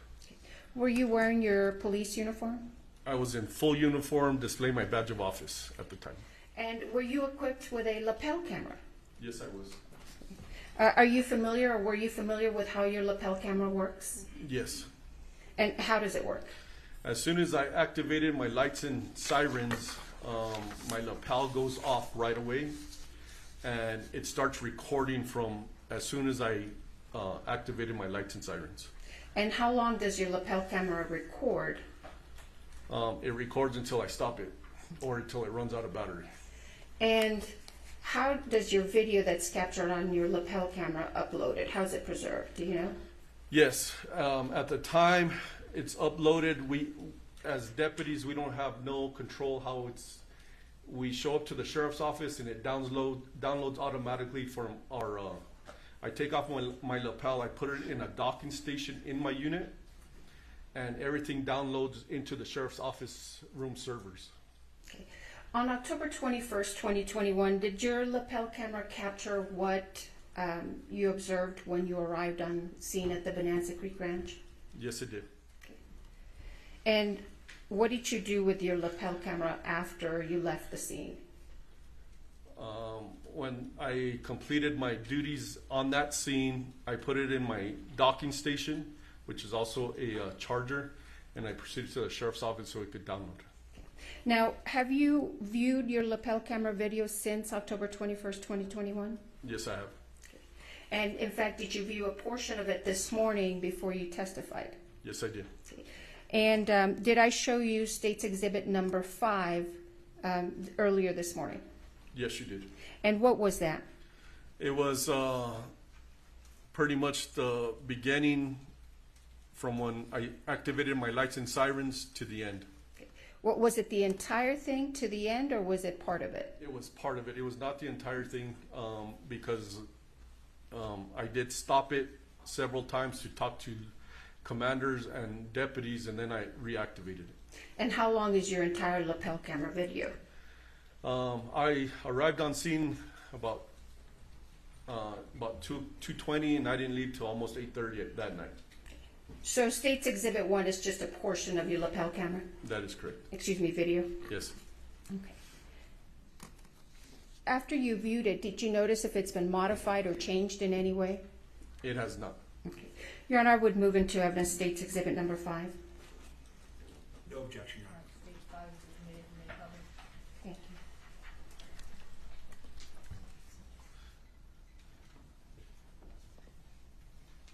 Sorry, Major. So what's going on? They said that they... Let me pause it there. Is that your lapel camera video, Mr. Benavides? Yes, it is. Okay. I'm going to forward it. How long does it take you to drive? How long are we going to watch you driving? It's about 20 minutes. Okay. So I'm going to fast forward a little bit here to about 17 minutes, or excuse me, 15 minutes.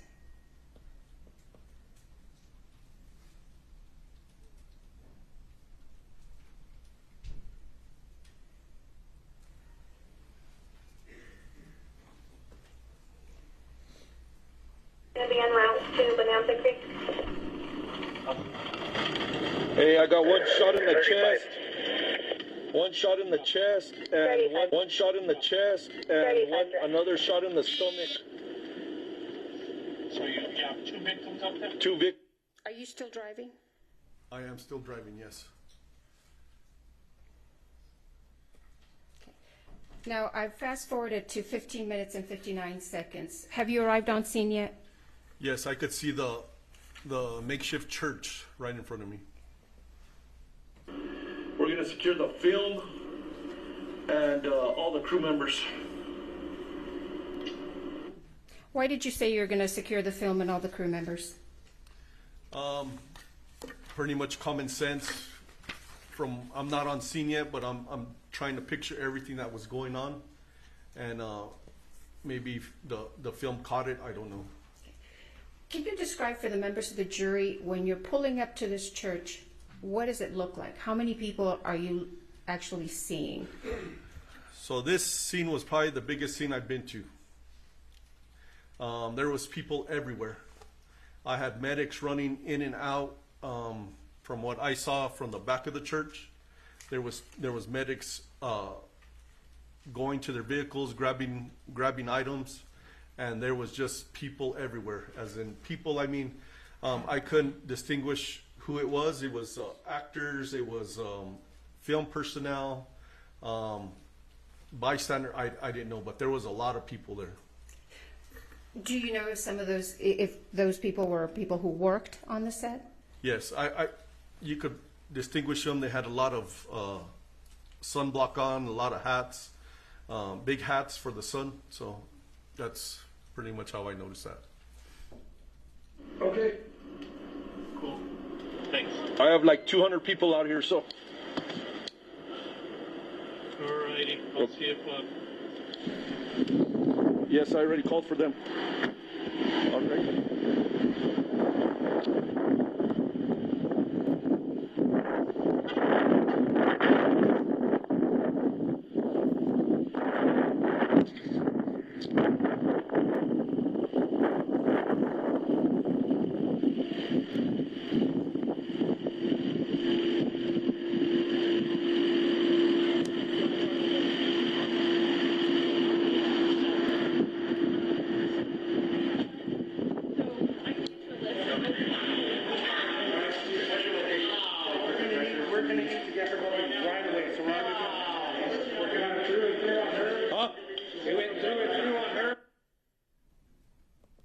What's happening at this, excuse me, at this point? So as soon as I walked into the makeshift church, Deputy LeFleur started to let me know what was happening and what was going on with the victims. How would you describe this scene as soon as you walked into the church? The medics were doing a wonderful job. They had separated each other and they were working on the victims. How many victims did you have? I saw 2 on the ground.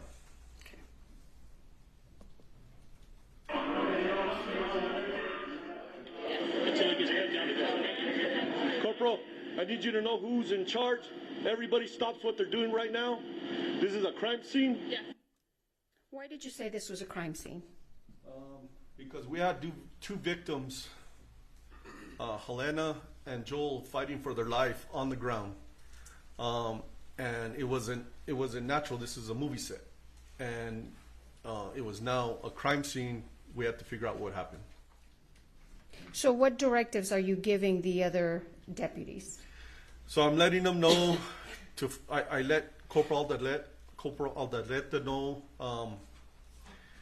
to have whoever's in charge, have everybody stop what they're doing because there was no more filming. If they were, I did not know. And so we could try to control what we could. Everybody stops what they're doing, and I need the film secured by whoever's in charge of the...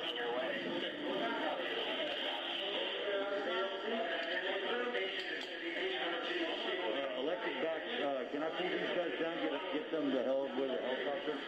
Yes, please.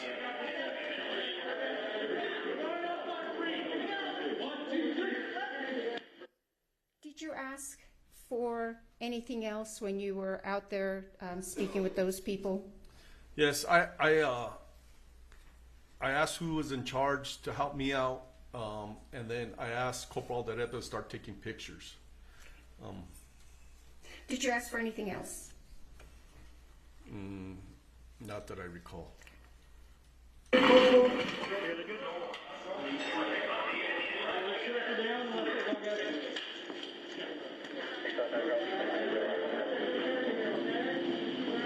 Hey, I need pictures right away.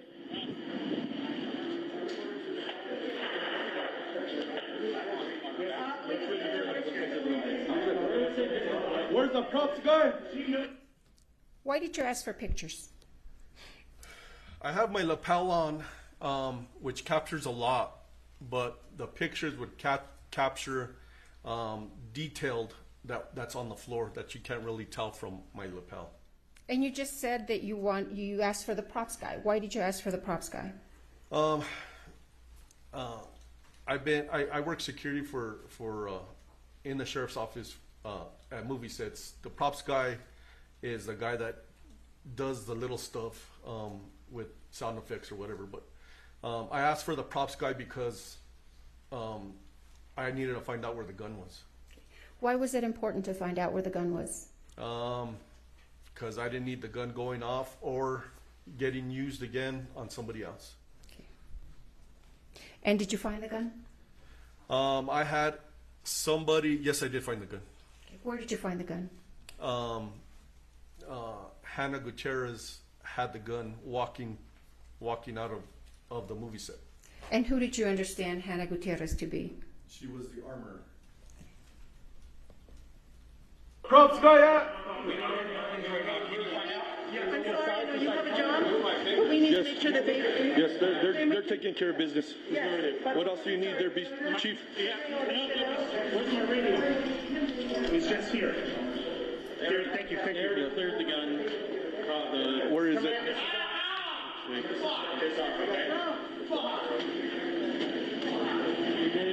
got the cleared gun? I'm already going. It's on back.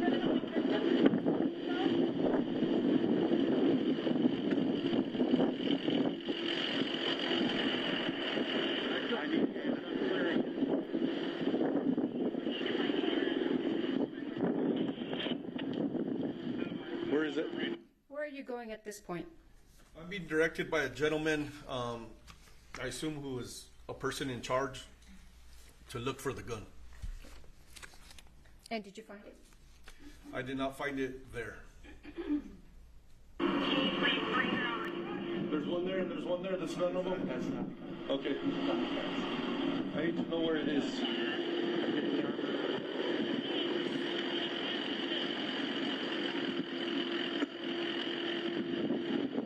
What is it that you are pointing at with this gentleman here? There was guns laid in the open on the cart, on this gray cart. I'm going to show you what's been marked as State's Exhibits number 7 and number 8. May I approach, Your Honor?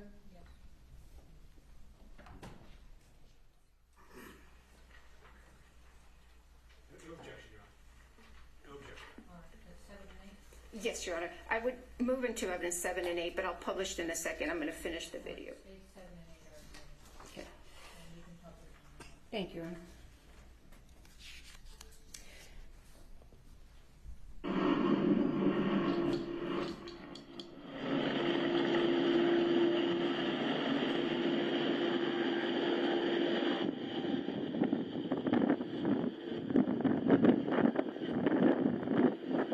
Where are you going now?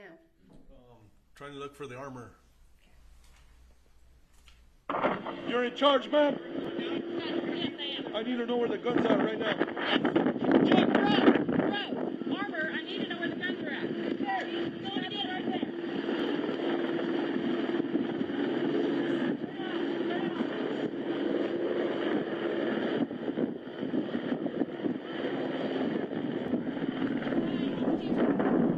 How do I know this is a gun?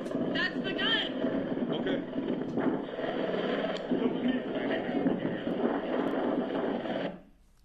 Who is that? That is Hannah Gutierrez. And who is she? She's the armor on set. And did you obtain anything from her? Yes, I did. I obtained a revolver she was carrying. And what did you understand that revolver to be?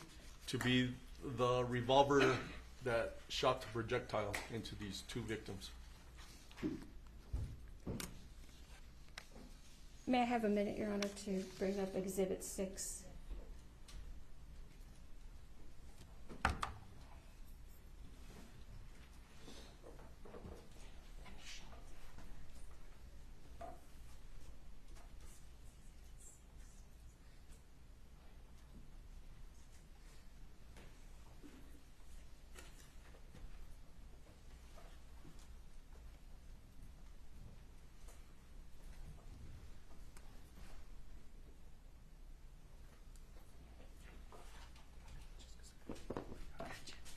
All right.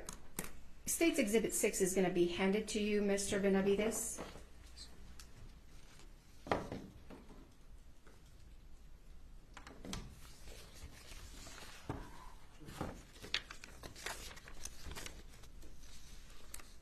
If you could put on some gloves and just open it and let us know if you recognize what's in State's Exhibit 6.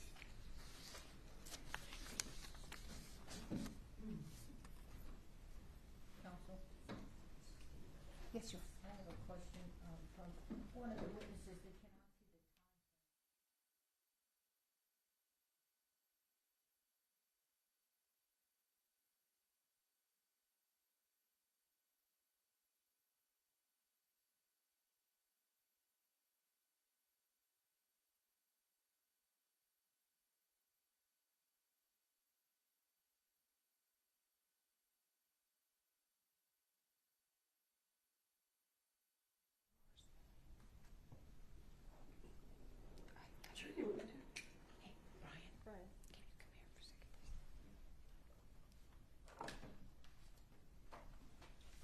Ms. Johnson, make note of where you ended. We need to fix this. The audio is not in sync with the video, and we need the time to show.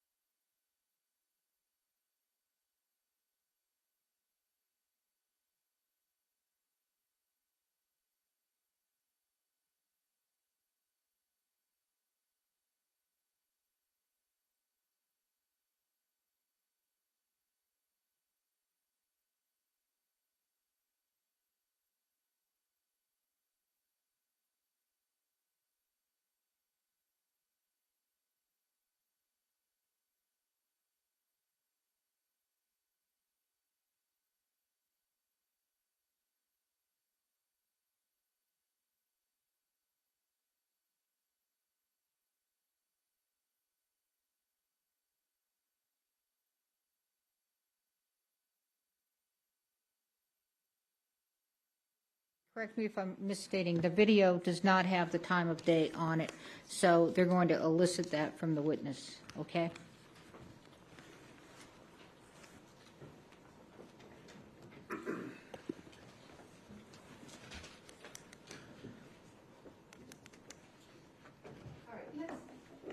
Let's go back, Mr. Benavides, if we could.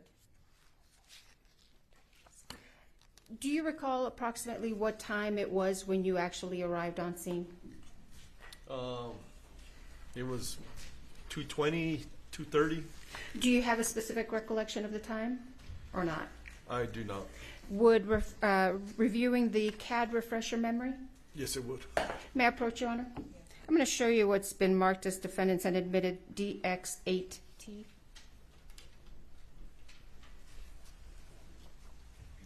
For the record, I think it's now H. Do you recognize that? Yes, it's a dispatch log. If you could review it and let us know if your memory is refreshed after you review it, and I'll take that document back from you.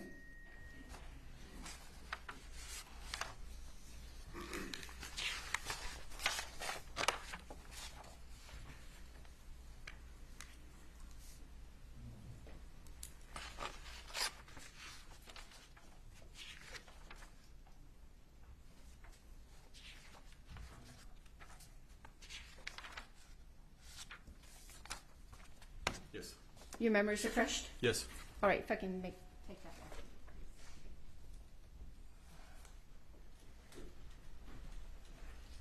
What time did you arrive on scene? 2:20. All right, and would your lapel camera video be at 2:20, start like at 2:20 when you arrive on scene? It started when I first activated my lights and sirens, so when I was dispatched at 1:49. Right, but when you arrive on scene, would it be 2:20 in the afternoon? Yes, it would be. Okay, so even though we can't see the actual time on your lapel cam, is this your lapel cam? Yes, it is. And would this accurately reflect what you are seeing around 2:20 or so in the afternoon? Yes, it is.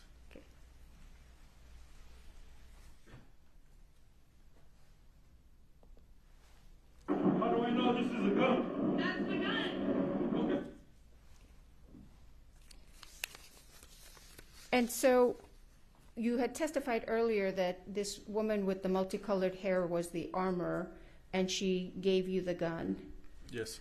If you could look at State's Exhibit 6 and I'll ask you if you recognize what's in the box. Okay.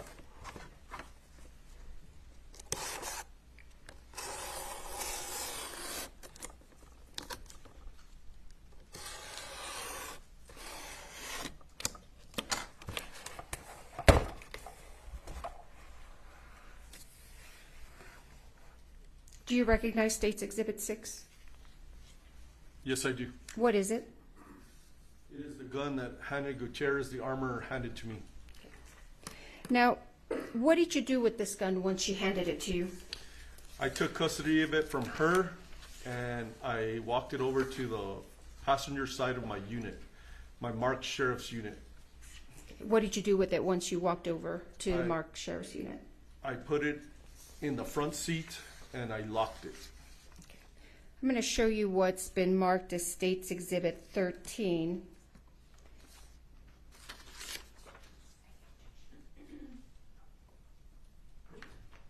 No objection, Your Honor. I'm losing track a little. So you just entered. I haven't tendered 6 because we have other witnesses through whom we're going to Okay, so 7, and I thought you had 7 and 8 that you were 7 going and to. 8, yes, sir.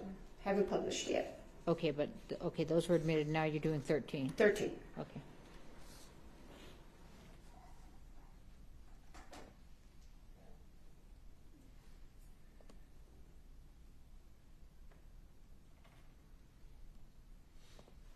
Do you recognize what's on the screen there, Mr. Benavides? Yes, I do. What is it? It is the gun that's in front of me, and this is the gun that the armorer, Halyna Gutierrez, handed me. You testified that you put it in the front seat of your patrol vehicle. Yes, I did. Why did you put it there? It was the most secure spot that I had control over at the time. Okay. And what did you do to ensure that this gun was secured? I locked the front, I locked my unit, and nobody entered it except for me because I'm the only one with the key. Where was State's Exhibit number 13 taken? Where was this gun when this photo was taken? From the passenger side of my unit. Okay. Why did you not stick it in an evidence bag? It was so fluid, and the scene was so active. I put it there. It was secure there. That's where it stayed. Okay. Did you do anything with this gun? Open it, open the cylinder, or anything at all once you received it from Ms. Gutierrez? Yes, as soon as I got to my unit, I opened up the cylinder, and I made it safe for myself and whoever else was going to handle it. And when you say you made it safe, what do you mean by that? I opened up the cylinder on this wheel gun, and I ran the wheel to make sure there was no No rounds in it. And were there any rounds in it? There was no rounds in it. Did you do anything else to the gun? I did not. Okay. To your knowledge, did anybody else have access to this gun once you put it in your patrol vehicle? No. So what is the next thing you did after you secured the gun in your patrol car? What I remember is I was talking to the armor, Hannah. I put her in back of my unit, and I told her she wasn't under arrest. I kept the door open because the detective needed to speak to her. Okay. Now, did anybody have access to the front part of your patrol car? They did not. Okay. While this gun was in your possession, did you do anything, or to your knowledge, did anybody else touch it or do anything to it? No. Does Exhibit 13 accurately reflect the condition of the gun when it was handed to you? Yes, it is. Did you secure any other items of evidence? I did. I secured 2 boxes of ammunition. And where did you find those? They were on a gray cart, which Hannah directed me to, that they were on a gray cart that were used for this gun. All right, let's go to State's Exhibit 7, which has already been admitted. All right, you may publish. Thank you, Your Honor. Do you recognize that? Yes, it is the gray cart that Hannah directed that the ammunition was on. And where was that cart when you were directed to it? My first lapel video where that gentleman directed me, walked me over, and he said none of these guns were used. This was the cart that he was talking about. Okay. And where was this photo taken? Where was the cart when this photo was taken? It looks like it was taken in front of my unit, in front of my in-car camera. Okay. So was that cart moved from where you initially saw it to in front of your car? Yes, it was. Why? Hannah had she directed that the ammunition was there, so there was a gentleman that offers his services because I was dealing with Hannah, and I watched him bring the cart from where it was to me. Does State's Exhibit 7 accurately represent the cart in the condition that you saw it when you first were directed to it? Yes, it is. And why did you move it to the front of your patrol car? It was evidence. Hannah said that ammunition was on it used in the church. Is there another reason why you moved it to the front of your patrol car? To keep an eye on it, to make sure nothing was taken, nothing was put in. Was anything capturing what would happen if anybody got close to this cart? To where it is right now, they would have captured from my in-car camera. So do you have a dash camera? Yes, a dash camera, yes. So was the dash camera running and filming this cart as it's sitting there in front of your patrol car? Yes, it was. To your knowledge, did anybody come over to this cart and remove any items? No, not when it was sitting there, no. Okay. Why not collect the items instead of moving, or why not collect the items before you moved it? I'm in a patrol car. I'm not in a van or anything that would fit the whole cart in a hole to secure it. I'm going to show you State's Exhibit 8, which has already been admitted. May I publish, Your Honor? Yes. Is that a close-up of the cart? Yes, it is. What are we looking at? What was on the cart? What did you observe? Loose ammunition, gun belts, a gun, various other items. I'm going to show you what's been marked as State's Exhibit 9. Counsel, did you want to see it?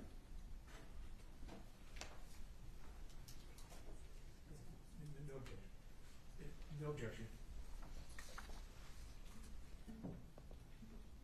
May I, Your Honor, I move into evidence State's Exhibit 9. Yes. May I publish? Yes.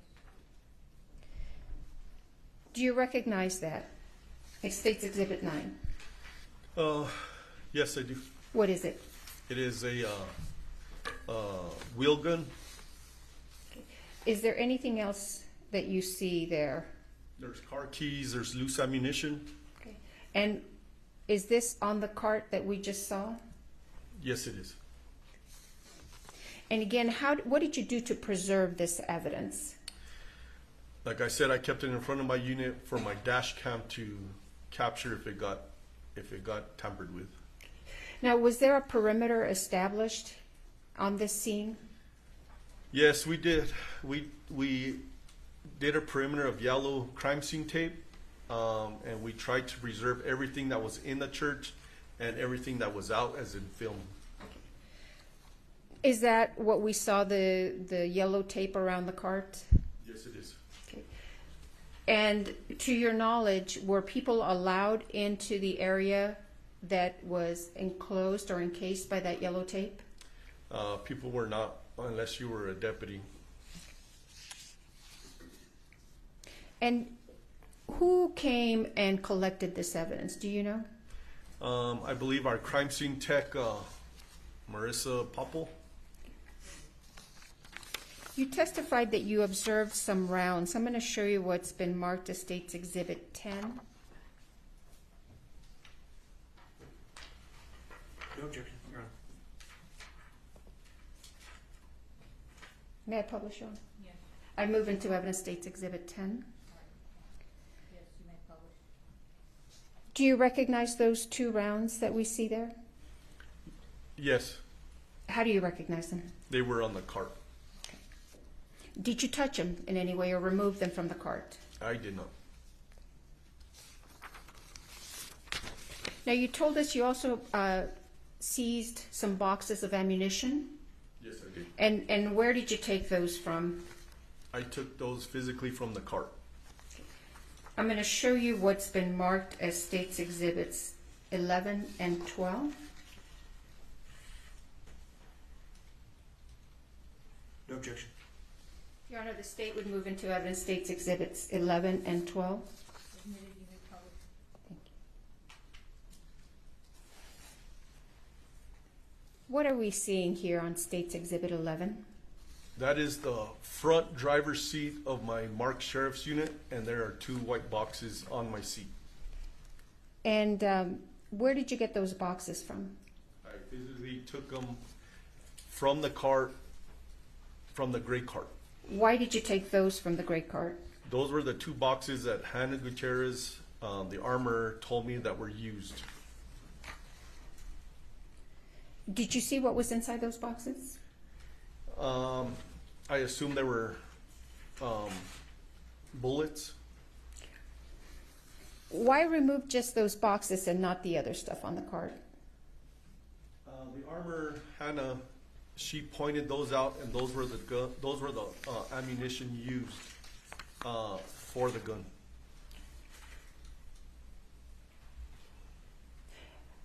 Let me show you State's Exhibit number 12. Your Honor, I move into evidence State's Exhibit 12 and ask to publish. Yes. What is State's Exhibit 12, Mr. Benavides? They are a close-up of the two white boxes. And what kind of rounds are those? Those rounds say 45 long Colt dummies. Did you then turn these over to someone else, these boxes of ammunition? Yes. And who did you turn them over to? The crime scene tech, Marissa Popple. Let's go back to your lapel cam. You had testified earlier that you had placed Ms. Gutierrez in your vehicle. What happened to Ms. Gutierrez after we're seeing her here at 20 minutes and 8 seconds? From this point, I took custody of the gun, and we walked over to my marked sheriff unit.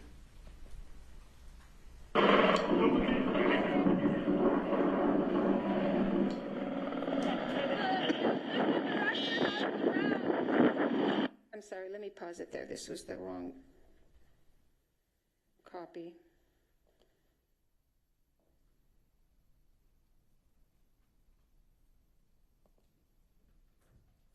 Sorry, Major. What's going on? They said two. Yeah. Now, anyone else secure? That you need to.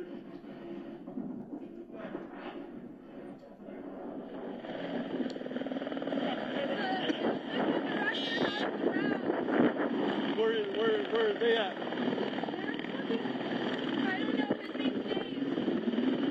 What are you being directed to at this point? I don't remember. I couldn't really hear her. Okay, let's go back. And I apologize. It looks like the audio is a little behind the video.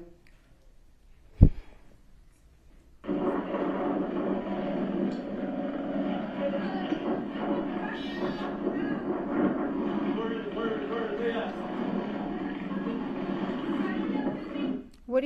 What were you referring to when you said, where are they at? She was telling me about the rounds.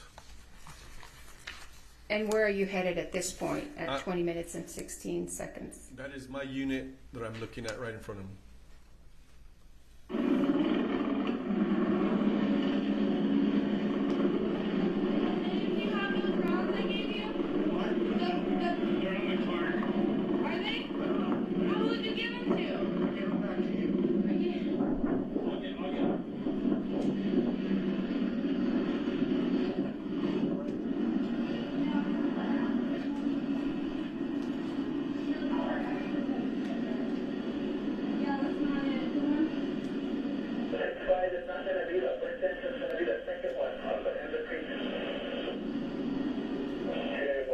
Is that when you secured the gun in your vehicle?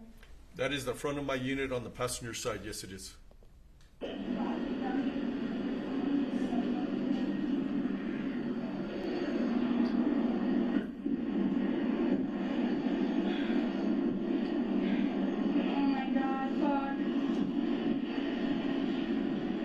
Are they okay? Hey, Senator Fay, we need more units out here. And have been added. Oh my God.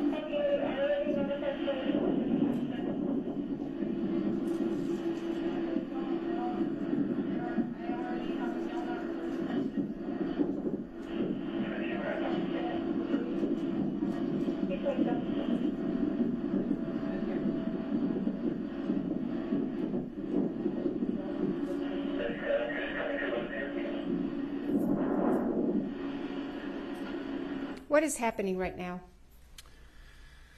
There was a helicopter just landed.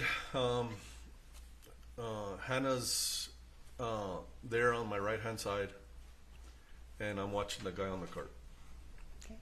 Is somebody bringing the cart to you at this point? Yes, it was a gentleman. I didn't get his name, or I don't remember his name. That was bringing the cart.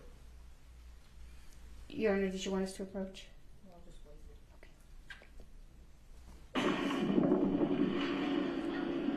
Are these the rounds here? So, okay, You got rounds here. okay, now, so, this is the one I'm pretty sure, this is that's the one, and right, okay, sorry, You're okay. sorry. Just relax. Just relax. So scared, I'm You're all right. Just relax. so if it's the box that I got them out of. Okay, do one right there. Do one right there, okay? Relax.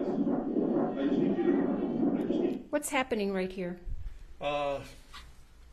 Hannah, as you can see, she's upset, visibly upset, and she's showing me where the rounds are that were used. And was it the same rounds that you put in your vehicle? Yes, it is. Just relax, okay? I just need you to relax. Just please relax, okay? Just take deep breaths and relax. Can somebody get water for her?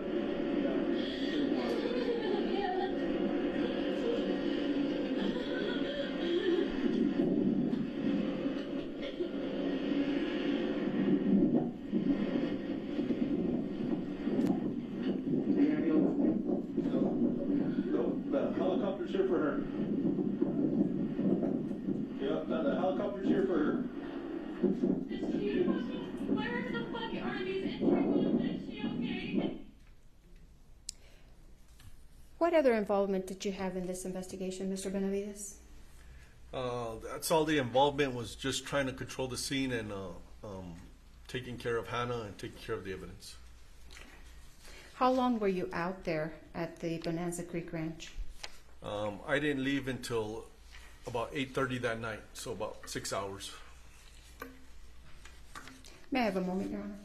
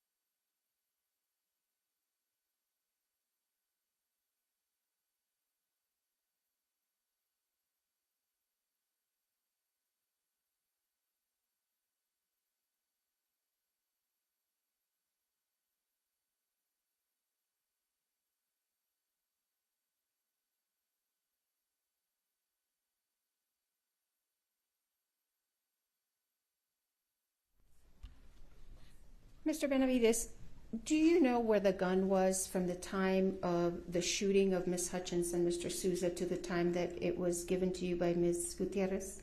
I do not. And do you know who handled that gun from the time of after the shooting to the time that it was given to you? I do not, other than Hannah handing it to me. May I have a moment, Your Honor?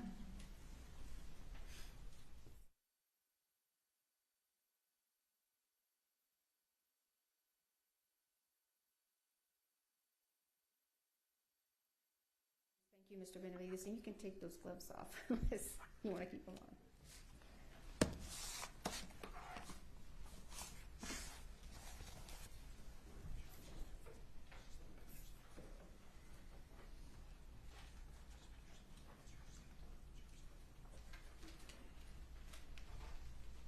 May I, Your Honor? Yes.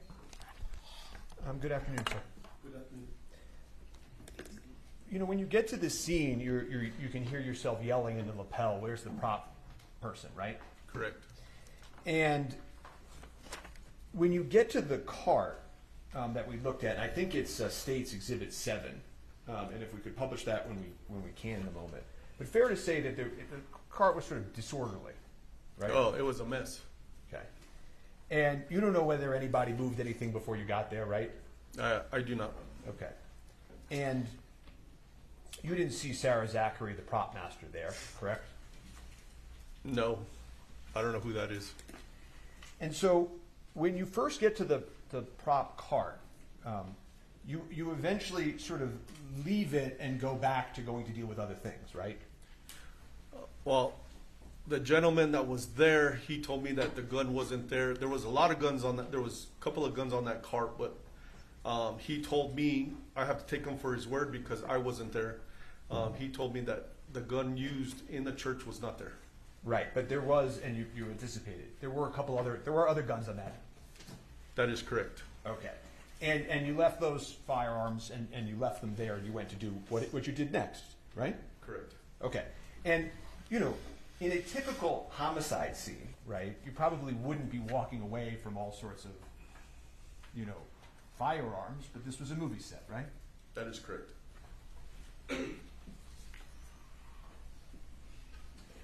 And an empty prop gun without live ammunition isn't going to hurt anybody, fair?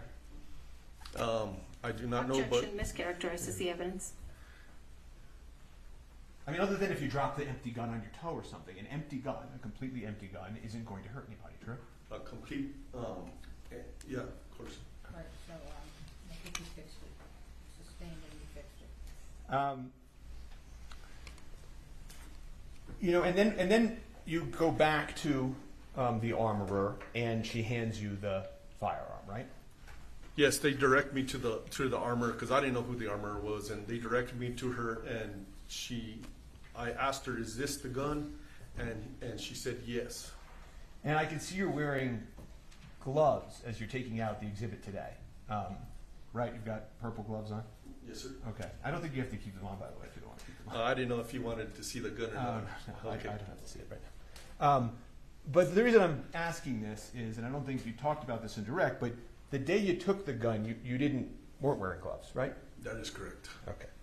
And but you were sort of careful when you took it, and you sort of you took it without touching the trigger. So if somebody wanted to swab the trigger for DNA, they still could. Fair? The way I handled it was trying to be as safe as possible because I didn't have a holster for it.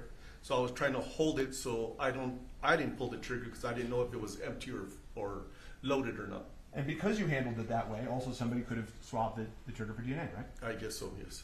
Okay. Do you know if law enforcement ever swabbed the trigger for DNA? I have no idea. So there was a question posed to you about, the prop gun, when you got it, was empty, fair? Yes, when I cleared it at my unit, it was empty. But you don't know what happened exactly to the ammo that was in it at the time of the incident, right? No, I do not. And somebody told you that Dave, the first assistant director, head of safety, had the rounds, right? Objection assumes facts not in evidence. He's asking him. Just a question. Do you know that? I don't know who Dave is. I don't remember any of their names to this date, Okay. other than the victims. Well, do you remember somebody telling you that the rounds were back at the cart? I believe Hannah was talking to somebody, and they directed it to that they were on the cart. And was that a male? Yes, I believe so. Okay. And you don't know, as you sit here today, whether that was Dave Hall's head of safety at the set? Yeah, I don't remember. No. Okay. I don't know. I'm going to refresh you in a moment on that, but while I'm doing that, I'm just going to move on for a second, which is the next time you see the cart, right? It's being brought to you in a different location, right? The cart gets moved. Yes, Yeah? from the first time I saw it, where that gentleman directed me to it, and he said that the gun used wasn't there until the gentleman brought it to me. Yes. And you've said that ideally that's not how it would have gone down, right? Not at all. But I was trying to improvise as much as I could. Okay.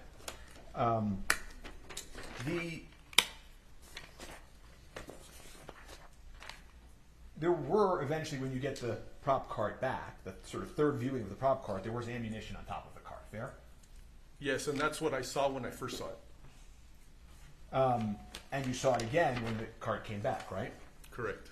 And at one point, you actually sort of reached down and touched some of the ammunition. True? I believe I picked them up and put them down. I didn't know if they were live. I didn't know anything. So. And another civilian came over and picked one up and showed you one was this and one was that, right? Yeah, he explained real quick, which it didn't register too much to me, but he was trying to instruct me what to look for, I guess. And if I could just show the witness, I assume no objection to States 26? Okay. If I could offer, I don't know how to do this, if I could offer States 26, or should I make it a defense exhibit? Your Honor, we have no objection to admitting our own exhibit, so thank you. Great. So I'll admit States 26. States 22? 26, Your Honor.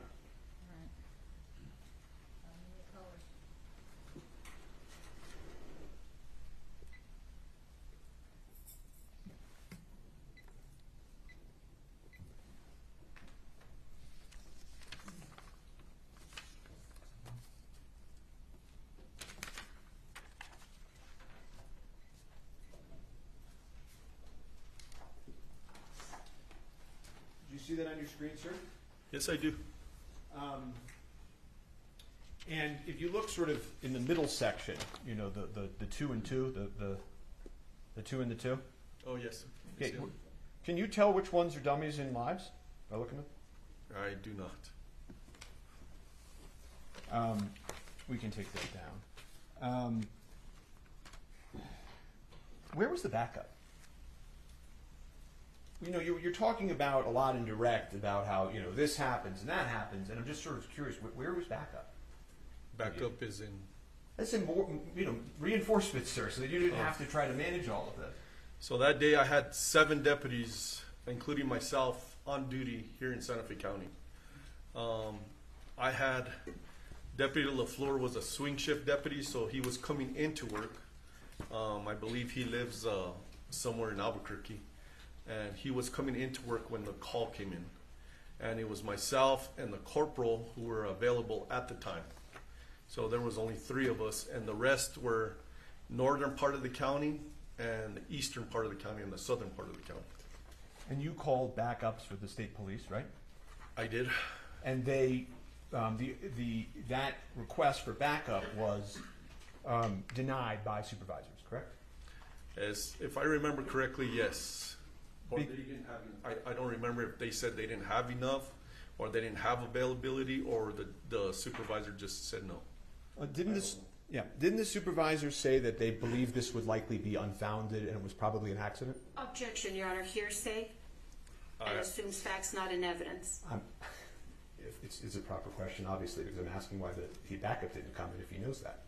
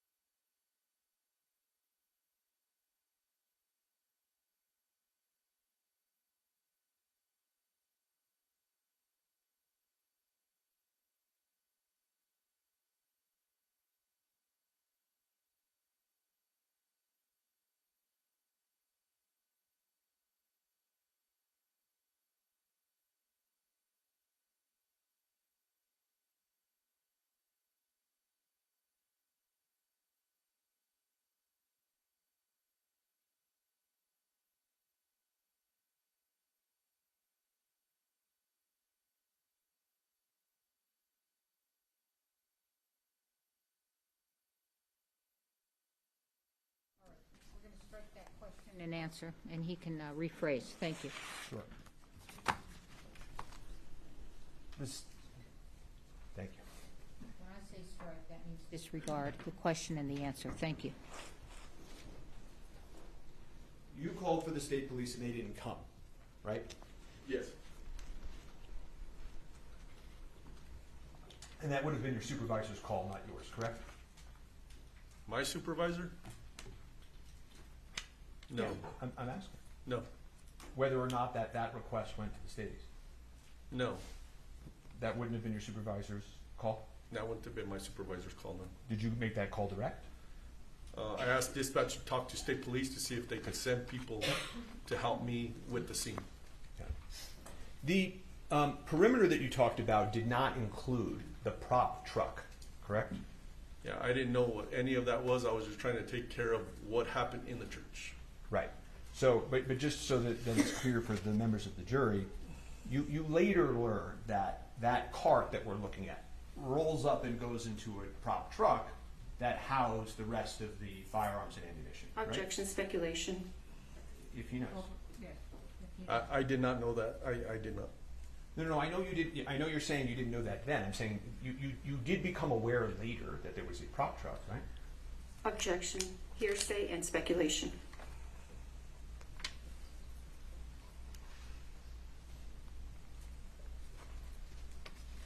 I think he's asked an answer. Didn't you just ask that question? I can just move on to another if he doesn't know. Okay. But fair to say, law enforcement wanted to find the origin of the bullet that struck Ms. Hutchins, right? My personal involvement was just taking care of the evidence, and I don't know what happened after that. Well, you collected those white boxes, right? Those Yes. two white generic boxes, didn't you? Yes, exactly. Okay, so, I mean, you wanted to, as I think you testified direct, find the source of the ammunition, correct? Yes, whatever Hannah directed me to, yes. And you wanted to talk to Hannah about this, correct? I kept her for the detectives, yes. She said, "Oh my God, fuck, I'm so sorry."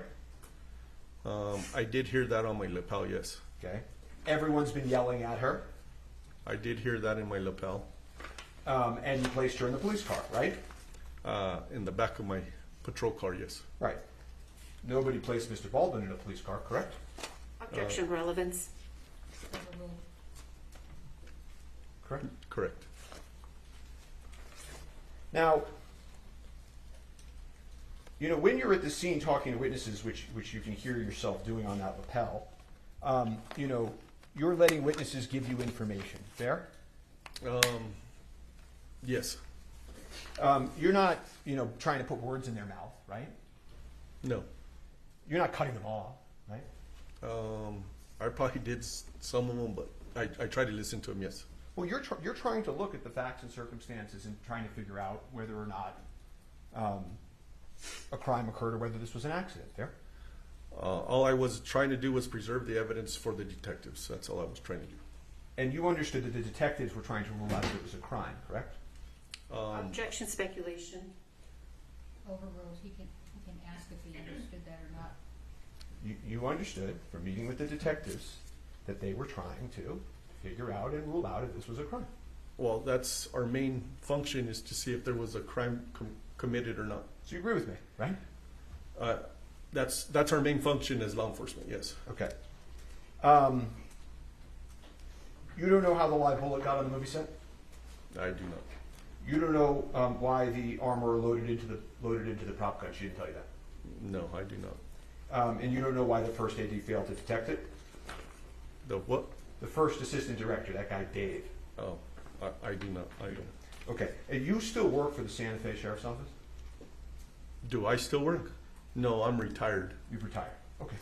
I have nothing further for this witness at this time. All right, thank you. Redirect. Yes, Your Honor, briefly, thank you.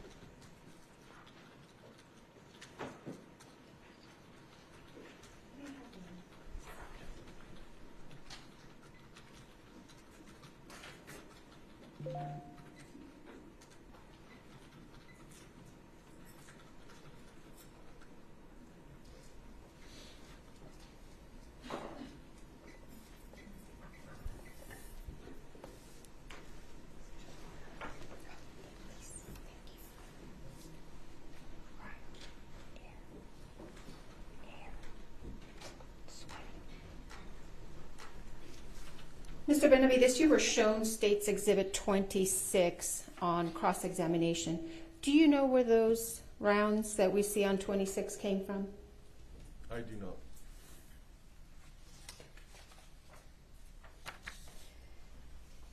You testified on cross-examination that this cart was disorderly, I believe is what you said. It was a mess? Yeah, it was a mess. Was that cart in a place where it was visible to everybody who worked on that set? Objection. Calls for speculation. Well, if I'll rephrase, Your Honor, was it in a visible place? Objection. Vague. Unclear. Well, why don't you describe where you saw it? I believe it was next to a tent, and there was people all around it.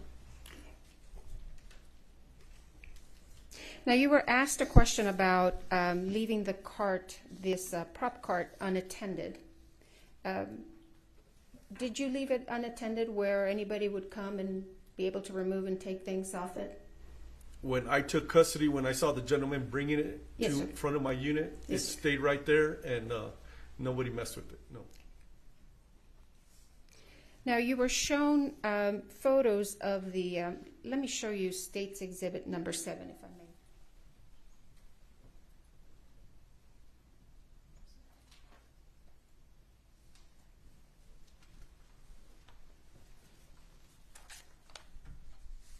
Showing you State's Exhibit number 9. Did you have any reason to believe that was a fake gun? It was a movie set. I did not know if it was fake or real. How about State's Exhibit number 6 that you have in front of you? When you took that into custody, did you have any reason to believe that that was not a real gun? No.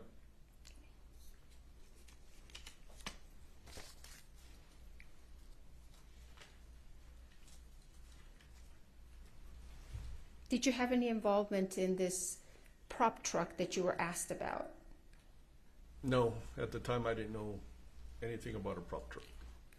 Why did you place Ms. Gutierrez in the back of your police car? She was the main person that was handling the firearm, and common sense told me that detectives wanted to speak to her. Were you asked about where to place Mr. Baldwin? No. I believe Deputy LeFleur asked me, but there was so many witnesses on his side. I just told him to keep him separated from everybody and everybody from each other as much as possible. Now, is the reason he was not placed in a police car because he wasn't a suspect? At the time, I don't remember if somebody told. At the time, I don't remember if somebody told me he was handling the gun. I don't remember. So no. So he wasn't placed in a police car just because there were other reasons? She has not asked the question yet. So I'll rephrase, Your Honor. Now, Mr. Spiro asked you, you didn't place Mr. Baldwin in a police car, but you placed Hannah. Is it because Mr. Baldwin was different from Hannah, or was it other reasons? It was other reasons. Like I said, Deputy LeFleur had a lot of people on his side of the movie set, so keeping one person in a police car, you got to watch them, and then you got to watch everybody else. So he was able to watch everybody all at once. May I have a moment, Your Honor?